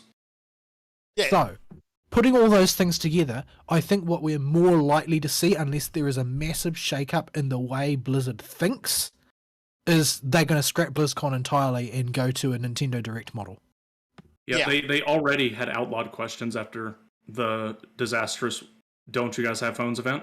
It was either the next year or the next year. They know what's going to happen. They know that their people are simply not skilled enough at PR to handle that situation because the people they have now do not respect the people asking the questions to begin with. And this is not like in the old school, the very old school, where a person in the audience asking a member of Blizzard a question was a gamer asking a question of another gamer. That is not true anymore. These people, they don't see themselves as being on the same level of the audience, they see themselves as better. And the people in the audience see the people on stage as potentially hostile. Yeah. Yeah. At best, or idiots at worst. Yeah, it's a sad fact, but they just... So it's... That's the community they've got now. Could you imagine what their own damn fault. BlizzCon... Yeah. If they actually hold a physical BlizzCon again, could you imagine what that would look like? Given all the screw-ups. Well, number one, they'll never hold a physical BlizzCon ever again because they keep trying to hold it in Anaheim. Yeah. Yeah, you have to dodge open needles and syringes on the ground with human feces next to them. Yeah, the streets are full of poo. Yeah, if you're even allowed to gather. Yeah, and Newsom's starting to become a little insane, even more than he already was. Yeah. So he's trying to lock down that state every way he can. Oh, he's going the Jacinta route, is he? He's trying as best he can as a governor. He's real mad people tried to recall him. Yeah. So there's that whole aspect of it as well, but just the sheer anger that is in the WoW community and the Blizzard community in general. Directly at Blizzard. They have made the entire classic player base froth and rage at them anytime they do anything. Yeah, like they've screwed up classic WoW, they've screwed up retail WoW, they screwed up the WoW, Warcraft 3. Who knows what they're going to do with StarCraft, but I imagine they're going to ruin that somehow yet. Diablo Yeah. 2 is still enduring bugs and server issues. Diablo 2 is, Yep. just a mess. Diablo By and 3... large, people have favourable things to say about the game when they can actually play it. The remake. when they can play it. Yeah. When they can play it, people are broadly happy with it. I mean, not everybody wants to play as Ma'am, but generally speaking, most people feel good about the remake. Maybe not the art direction, but the remake in general. But you've got to keep in mind the remake was handled by the Vicarious team, who have a reputation for doing remakes well, and Blizzard were hands off with it. Yeah. Also, in the eyes of Blizzard fans, anything that's functional is a step up from what we got with Warcraft 3 Reforged. Yeah, they've been lowering the bar consistently. Yeah. So I was always taking what any praise this game got with a grain of salt. I haven't seen any news on it. From what I'm hearing, the deployment has been sort of roughly the same as Diablo 3, except without a cash shop. So, like an improved version of the Diablo 3 deployment. Slightly. Yeah. Very slightly. They still even have the same error messages as Diablo 3. Oh, no. Yeah. So yeah, I think they'll discontinue BlizzCon as well. If they have it again, the last 4 or 5 years are going to be hanging over their head, no matter what. Mm-hmm. Yeah, And, when they've managed to so insult the people who have supported them for so long. Because the people who go to BlizzCon are the hardcores, right? Yeah. The people who have the most invested and the most to lose. Yeah. They expect Blizzard to behave in a way which shows that they are accountable to those fans, and Blizzard has been consistently failing to behave that way of late. Yeah. I can't see anything happening which is not involving an explosion of outrage. We haven't even touched on the people who are angry at Blizzard for the hostile work environment stuff. Yeah, I don't even care about that stuff because it's pretty much all internal. Yeah. That's something that happens on a level most people will never see. But when people really get heavily invested in, say, WoW Classic, and then Burning Crusade Classic happens, that's a slap to the face, to use an old forum turn of phrase. Not to mention, it's happens with all kinds of microtransactions all over that you promised would never come, and is even more buggy than the original Burning Crusade. Yeah. With bots everywhere that you still refuse to address. Yeah, they address it. They address it by releasing a new Castor mount. Yeah.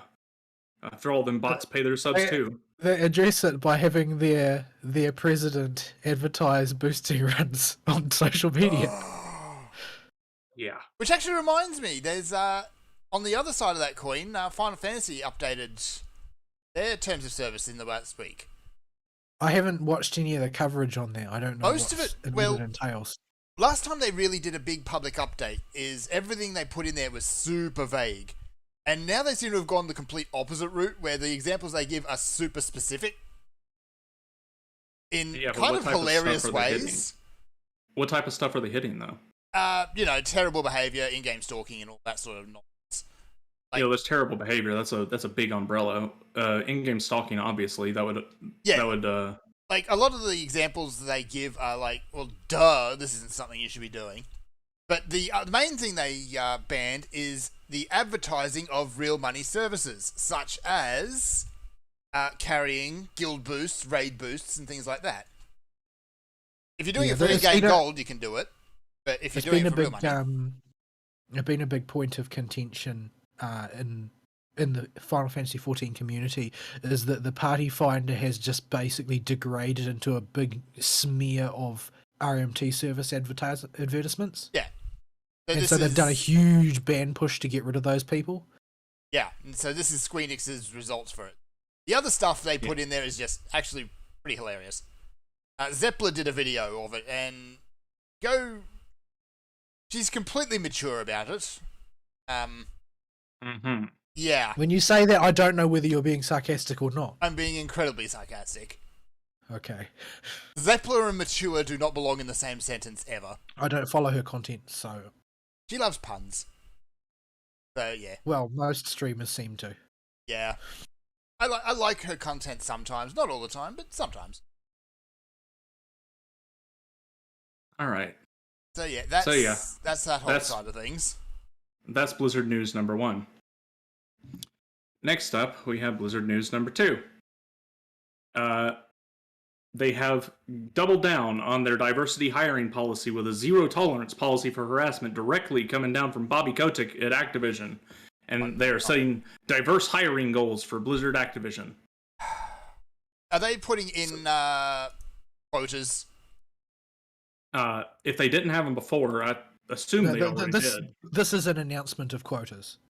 Yeah. Like that's what diverse hiring practices means. It means that people are going to be hired to check a box, which is quotas. Which, as everybody with 2 brain cells to rub together knows, ends just wonderfully for everybody involved. Yeah, affirmative action hiring never works. All you end up creating is an environment of paranoia. It's not just that it doesn't work, it's that it should be self-evident that it doesn't work. Yeah. Like there is no line of reasoning that can possibly bring you to the conclusion that it is effective, merely that it is ideologically preferable based on your ideology. Yeah, it is something that only has downsides. The second you cut merit out of the equation, and or reduce it to a point of irrelevance, then you're in trouble because you're going to wind up with be hiring on.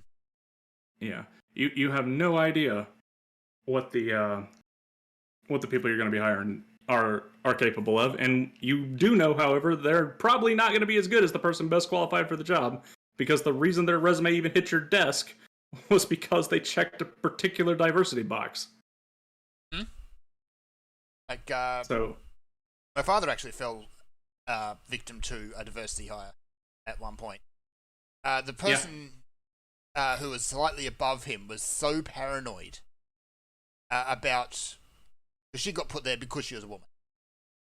Mm-hmm. But she was so paranoid about him actually surpassing him, because he's been in the industry. He was in the mining industry for 20 years at that point. That, yeah, she basically fabricated a situation where he'd get sacked. Yeah, I can see that from some vindictive little girl in the hiring department. It's because she was there as a hire. She didn't, and she knew she got there because of that, and not because of something she did on her own effort. Yep. Every time. Ultimately, that's sort of, it's. I don't know if it's the necessarily just fear of being overtaken or displaced. I think that there's actually a dimension of guilt, and that people who know that they don't deserve the position that they're in are reminded of that fact by seeing competent people around them. Yes. They very much are. So yeah, that's unfortunate for Blizzard, and basically seals its fate forever. They're not going to have the best possible people from the industry that are accepted as hires now. But they're going to actually apply for jobs at Blizzard anyway now. Yeah, they're going to have whoever they can get from the diversity boxes that happen to be checked that they are in need of, because that will take top priority over everything now. When that happens, you can basically write off the company. Yep, it is no longer anything, or it didn't have much of a chance, if any, before, but it really ain't got a shot now of being back to where it was. It's pretty much, she's dead, Jim. It ain't coming back. And just write off all Blizzard IPs in future as contaminated by diversity hires. Who else is going to name a cowboy after a porn? I'm sure somebody else will do it. Probably as a joke, making fun of Blizzard. Probably. But, and then we have the last hitter from the WoW news. Vicarious Visions is being completely merged into Blizzard now. Oh no, not Vicarious Visions. Yeah, the only part of their company that was any good. Yeah. Yep, so they are being 100% absorbed by Blizzard. Vicarious Visions is losing their name. All their employees are being distributed across Blizzard products. Yeah, basically Vicarious Visions is now defunct. Doesn't exist anymore. Or it won't as soon as this merger goes through. So that's basically the end of people who actually care at Activision. Yep, Yeah, there there's now. not really any reason to believe that Vicarious will be able to continue quality output, given that now they will be directly integrated into the perilously bloated and toxic system of project management that is Blizzard. Yeah, without yeah, with this plus this type of thing just seems really dumb in video game development. Backing things up a hair, it's you have two teams that have two different types of ways they approach video games that previously had been entirely separate and have never communicated with each other. And now you're going to force one of them to just stop doing things the way they were doing and adapt to Blizzard's way of doing things, which historically has proven doesn't work. Yes. And only serves to make people mad. That seems like a recipe for disaster with a whole lot of in-office fighting about how things should be done. Yeah, he says hi, by the way. Yeah. So yeah, this all seems like a really stupid idea, but they're doing it anyway. I guess because if they're implementing diversity quotas, they can't exactly hire from a new pool of people and expect to get people that can actually work. To be fair, this is a really stupid idea, and we're doing it anyway. It's pretty much Blizzard's philosophy. That may as well be hanging above their front door. It's better than the irony they've already got there. Yeah. So so long, Vicarious Visions. Made a few good games, and then mostly remakes. And now you're a part. Knock them. Yeah. And now they're a part of The Shoggoth. good old Blizzard. Yeah, you've been completely absorbed by the Activision Shoggoth and your resources distributed to one of its more favored children. Naughty child who nobody actually likes except the parents. At this point. Yeah.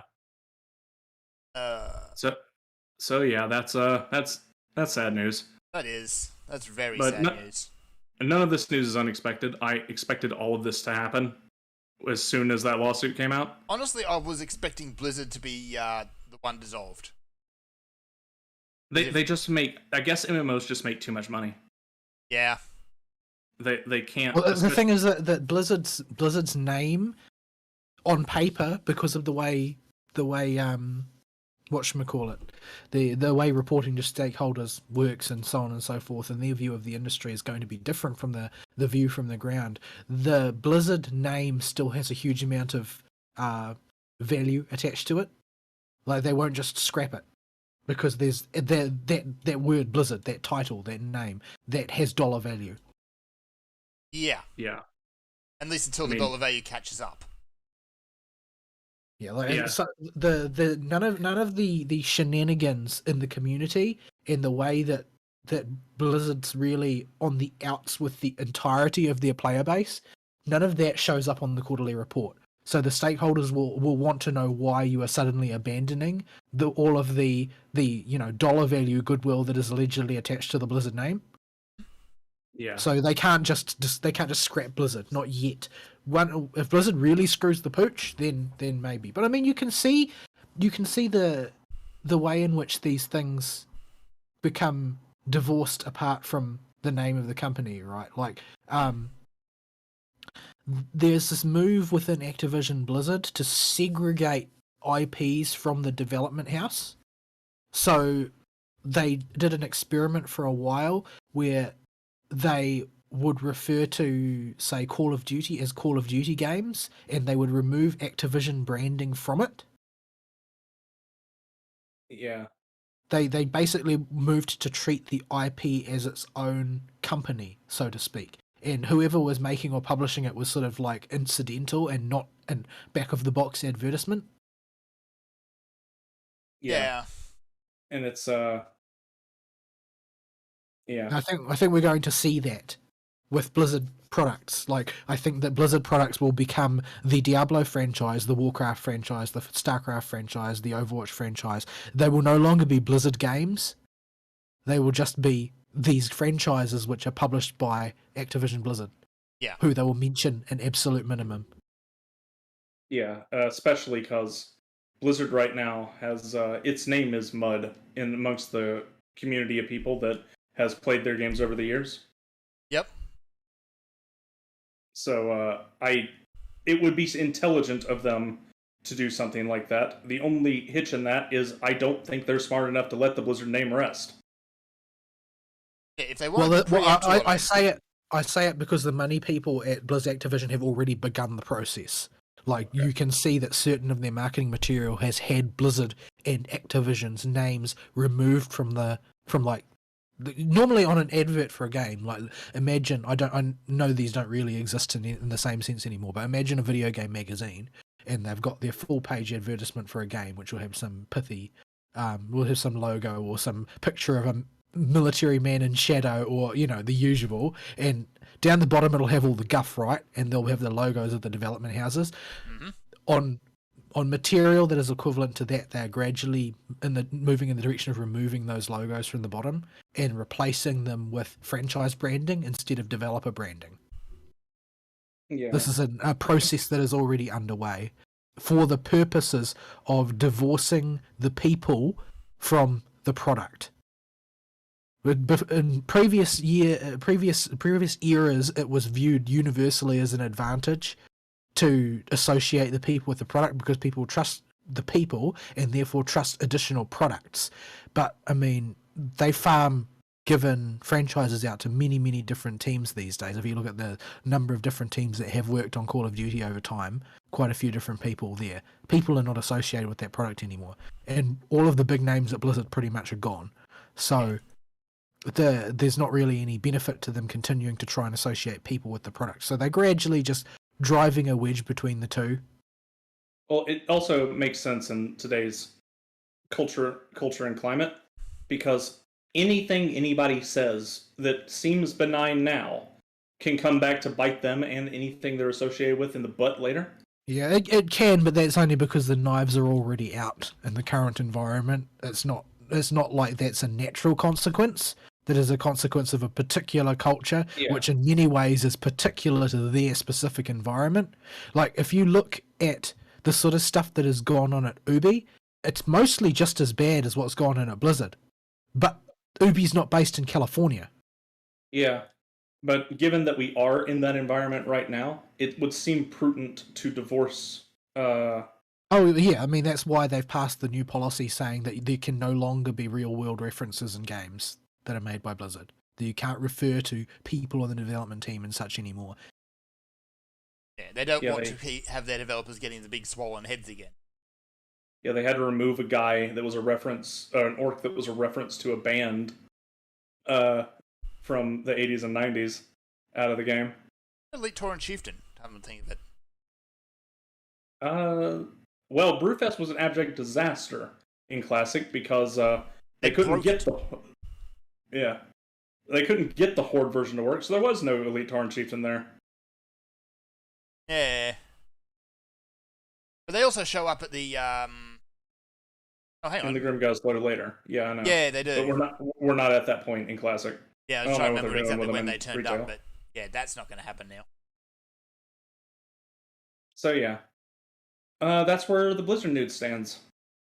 It's the explosion of Blizzard continues, and will probably continue for the coming weeks. Yeah, I think they're just going to settle into a pattern of slow motion self-destruction. It's a very slow explosion. Yeah, these people are going to lose their minds with everything going on, and they'll do something stupid, and we'll tell you about it. Yeah. Meanwhile, at Amazon, people have forgotten how code works. So, yeah. New World has been fun. I mentioned before, so these guys, but I had a bunch of friends who were playing New World. They're not anymore. So, there's been bugs. Yeah, along with 70% of the rest of the player base. It's closer to 80 to 90 now. It's pretty grim. An MMO dropping that percentage of its subs immediately, or its player base, not subs, because this doesn't even have a sub, does it? No. It does have like a $40 box price, but I mean, when you can't log on for the first week and you use up all the content in the second week, and then the game turns out to be buggy as crap by the third week, well, what can you really expect? So the fun bugs have been coming out, and they're really easy to replicate and really, really exploitable. So the first bug was that if you took or played your game in windowed mode, minimize it down a bit so you've got a bit of movement room, and then when you're taking damage, you just grab the top of the bar and wiggle the window.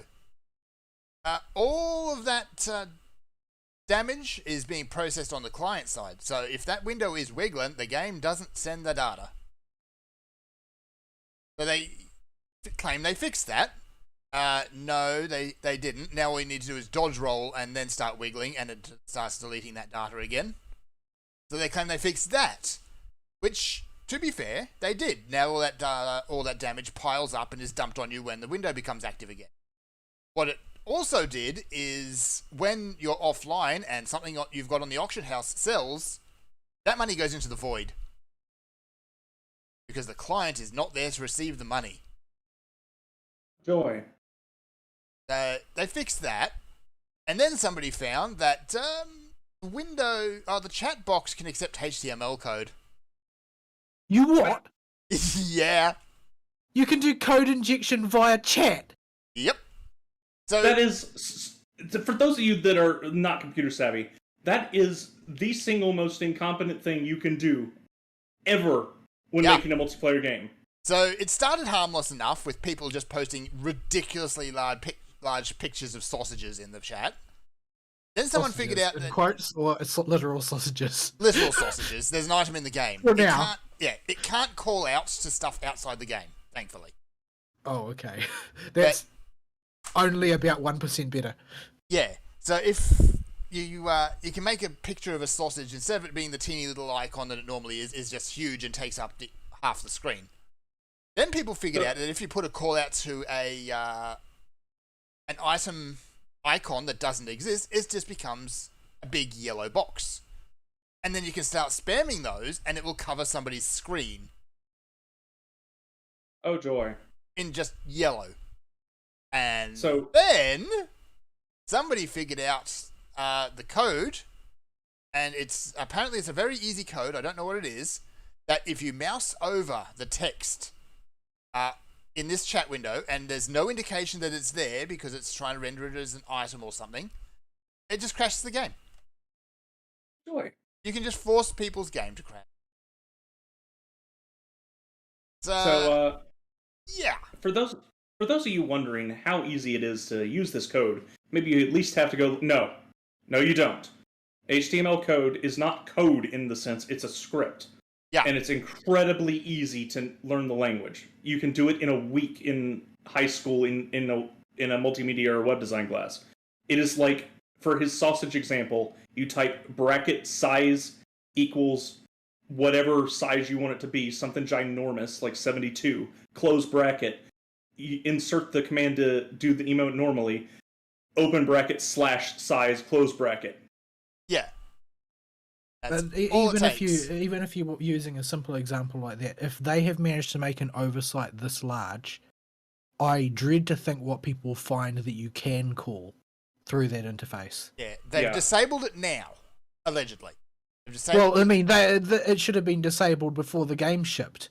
But yes. they clearly didn't think about that. So just because they say they've disabled it now doesn't give me a great deal of confidence. Yeah. Like, it's getting to the point where people would go into a PvP match, turn somebody's screen yellow and kill them that way. Or if you jump off a cliff and start wiggling the screen, your character would just hang in the air, invulnerable. And they wonder why What people could possibly were go starting wrong? to leave in droves after these exploits became common. That's some next tier retardation with the HTML code thing. Yeah. The client side stuff, that's facepalm worthy and really bad too. But the HTML code is something I just can't get over. That's laughably stupid. Yeah, at best, an MMO will allow you to use LUA code or whatever their in-house or internal code is for macros. Yeah. Is there a HTML. macro API for Not For, that I've um, noticed. New World? Were they just planning on using HTML for that? I hope not. Good I- grief, could you think of that? I bet you somebody on this incompetent dev team said, why not just use HTML? We're all familiar with it, and it's easy enough for the players to get a hold of and use for stuff. I mean, it's fine to use that in debug mode when you're playing around with stuff and on a development end of things, but you don't want your players getting access to that. Yeah, I mean, it's just you have something like Lua in World of Warcraft set up because it's that API is totally ring fenced. Yeah, Like, they know exactly what it does and does not have access to because it's this thing that's been bolted in there for the players to use. yeah, it's But, there specifically for that purpose. That's different than having a universal HTML thing. Like, if they're really lucky, it's just a plugin. If it's actually integrated with the game's database, there's no telling what mischief people will be able to get up to with it. Oh yeah. And if there's a way for people to cause mischief, you can guarantee your players will find it. It's going to be a matter of time before, depending on how it's implemented, it'll be a matter of time before somebody works out how to use it to just use skills. Like, if you can, say, for instance, can you emote by typing an emote? I'm into not the chat box? sure. I didn't look that close into it. Because if you can emote in that game using a text command, then there's no guarantee that the HTML thing is not just grafted into the character ability system, allowing you to call any ability from any creature in the game if you happen to know how to do it. I'm playing my Conquistador skin game. I'm a blue mage now. Yeah, Yeah. it's so unfathomably incompetent. I'm just waiting to see what happens next, because, oh boy, that's a good one. It legitimately has left me dumbfounded that they would allow that. There's so much mischief with mouse over commands and object placement crap you could do with HTML code. And I'm thinking of HTML 2 or 3, not even what we're up to now. When I learned it was a much older version. Yeah. HTML5 has a lot more functionality. I'm not sure if it's actual HTML or if it's like just pseudo and uses a lot of the same commands, but yeah, like either way. Form syntax HTML stuff? If you're actually able to call things from the game database, then it's probably actually HTML, because it would be much faster to just implement like that. Yeah, just copy it across. Holy crap, that's stupid. Yeah, that's a big dumb. It's not just stupid, it's just embarrassing. My goodness. Why would you want to be caught involved in a project like that? Considering these are supposed to be industry veterans who are on Yeah, this that's team. just so unspeakably sloppy.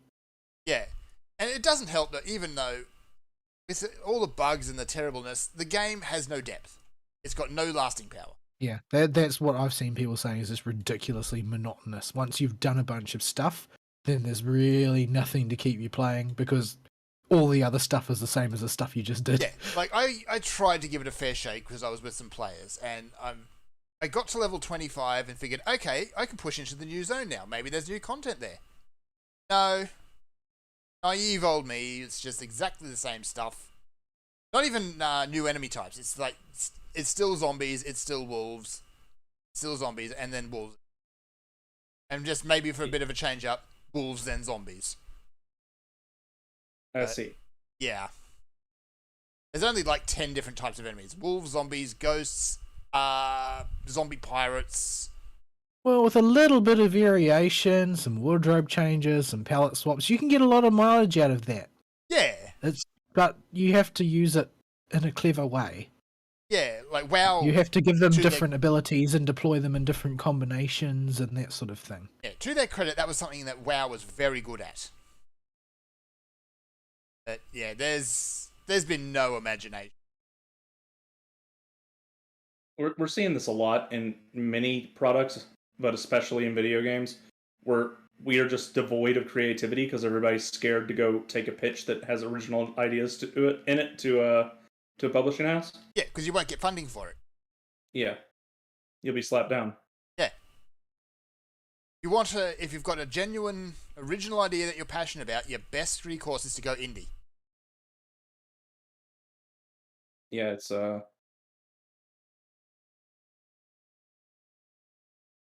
At least, very least, indie until you can get a functioning prototype that somebody can monetize. Yeah. I don't really know the solution for people that have genuinely great ideas that need a larger funding to pull off. The people Well, that the grim reality is the only people who are pumping money into those projects are the Chinese. yeah. I mean, And, you did have Kickstarter for that sort of thing until Kickstarter happened. Yeah, it's we have grown into, especially post Coof and during Coof, an incredibly risk averse culture that the Coof exacerbated it, but it was already starting to form before then and getting worse by the day. Yep. And it just people don't want to take risks and try new stuff. And it's sad. That means all originality dies. Because anything new is risky by its nature. Sad but true. Alright. Is there anything else? Or should we wrap up? Because we are actually running really long. Yeah, so we're already super long.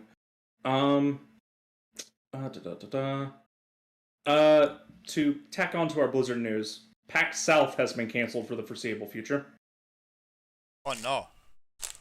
Where was that being held? Which one was that one? That one. That was the one in Texas. Yeah, the one in Right. Houston. San Antonio, but San yeah. Antonio. Okay. Ultimately, Penny Arcade is a Seattle-based company, right? I have no idea. Probably. So they'll be operating to Seattle style sensibilities. So probably they just can't afford to run something like PAX in the sort of environment that they perceive it as needing to be running, with the amount of extra provisions that will need to be required in order to make it Coof totalitarianism compliant. So it's probably just too much work, to be quite honest, for too little payoff, considering how few people typically are willing to attend conventions right now. Yeah. Yeah, San Like, if- Antonio is one of the outposts of Yeah. crazy woke tards in Texas. Yeah, if we see PAX come up in Australia again in the near future, it'll probably move to Sydney. I don't think that anybody wants to put anything in Melbourne right now. No. I think anybody wants to put anything in Australia right now. Well, It may only be South Australia that's being hit by these draconian lockdown garbage and the coast. Yep. That is not how the rest of the world is getting it reported. No, because We are- Melbourne tends to be the noisiest. Well, Sydney hasn't been particularly great either. No, but now they've got Berejiklian out. The new guy is slowly and dismantling all of her provisions.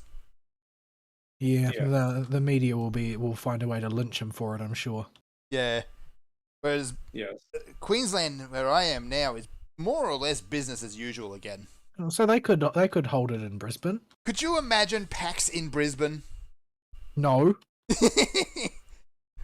but they could try. I mean, it would be the most bogan PAX going. I'd love it. Let's do that. Just because all the New Zealanders are in Brisbane. Well, also, yes.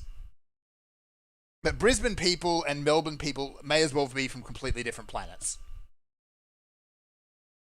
Actually, Yeah, I'm pretty sure I Melbourne can't- people are from a different planet. I Never can't mind really think of an American equivalent, really. Yeah. that. Yeah. We don't really have all our big cities are pretty unified ideologically, even across the country. Yeah. Whereas Brisbane, it's a very big town, but it still kind of has more small town ideals. Not like Townsville, where it's just a very big small town. But Yeah. yeah. I'm trying to think of what might be a comparison point, but Like, if we take Atlanta and Seattle, the cultures there, the only difference is Atlanta isn't as far along as Seattle, but it really wishes it was. Yeah. Maybe. Right, maybe?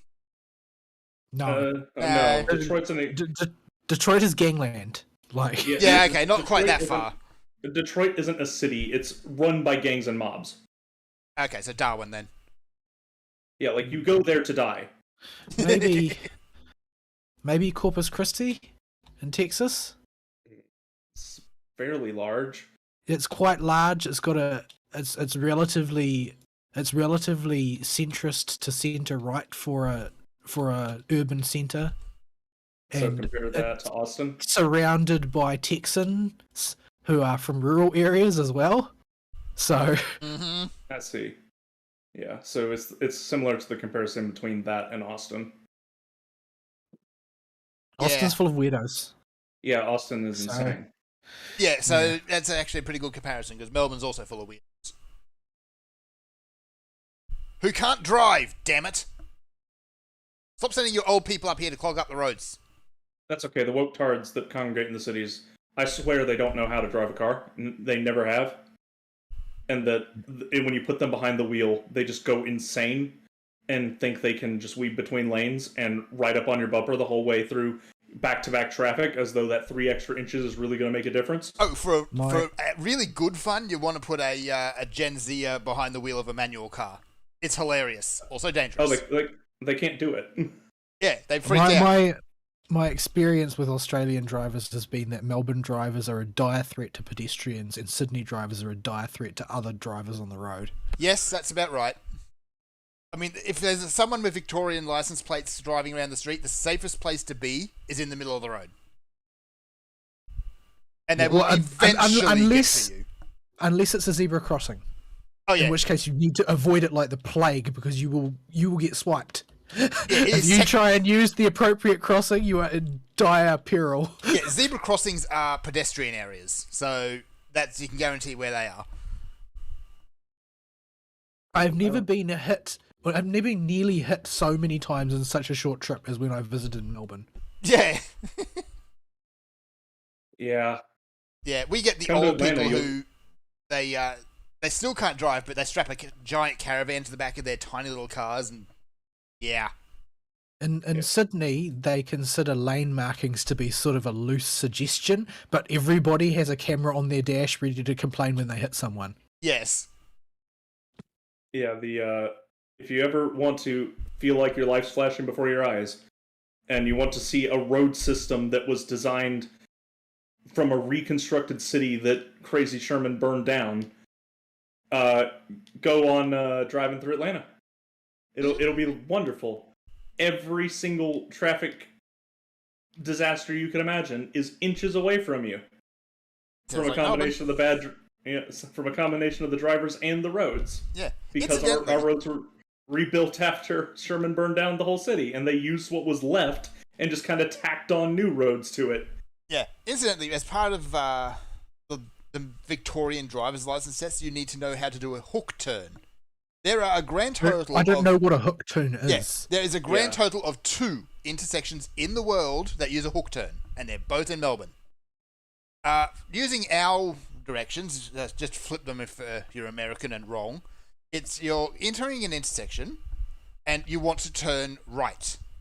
What you need to do then is pull into the turning lane, which is on the left, and then swing across the road lane of traffic. Since when? Yeah, that's how you do a hook turn. So it has a dedicated turn lane into it? On the wrong side, yes. Okay, so... What is wrong with a flush median? Because the roads themselves have the tram lines there. You can't put a flush median there. Oh, right. Right. The trams. I forgot about the sodding trams. Yeah. So, because the trams came before the roads in these particular places, they've had to cobble together this duct tape and idiocy idea instead. Good golly, that sounds stupid. Yes. I think they just decommissioned all the rails that ran through Christchurch.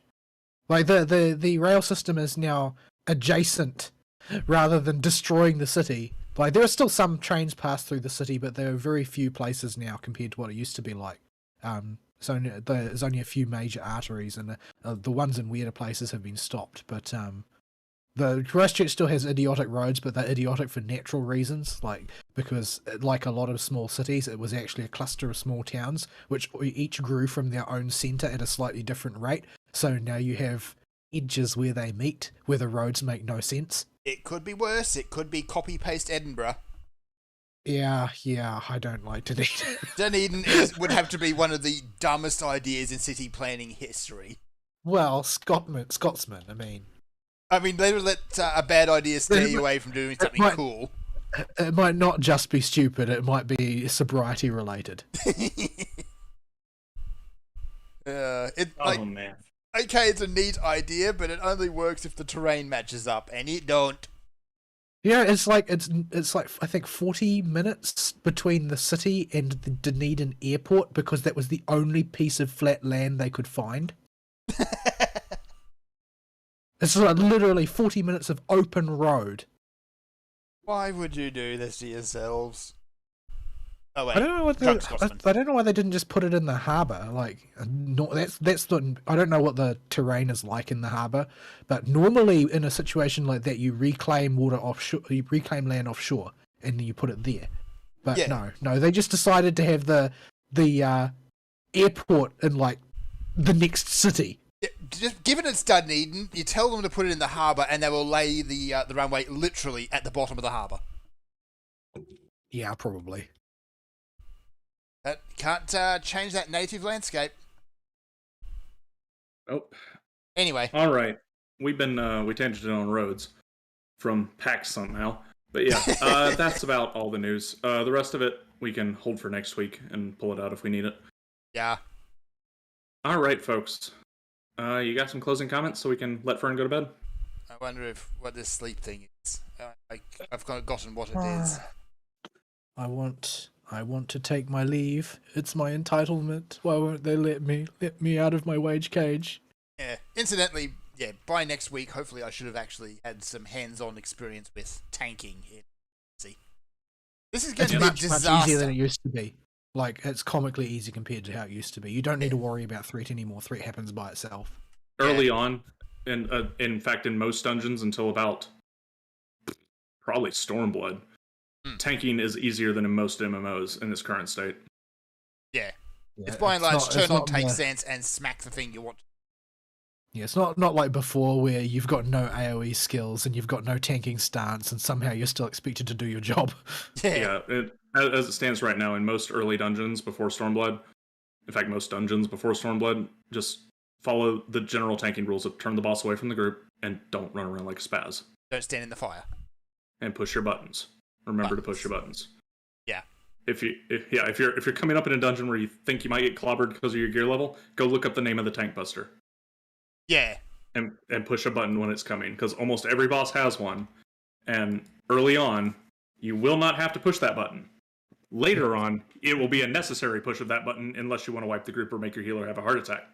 The basic trick is virtually every boss in modern Final Fantasy has 2 attacks that appear on every boss, and that is a group-wide AoE and a tank buster.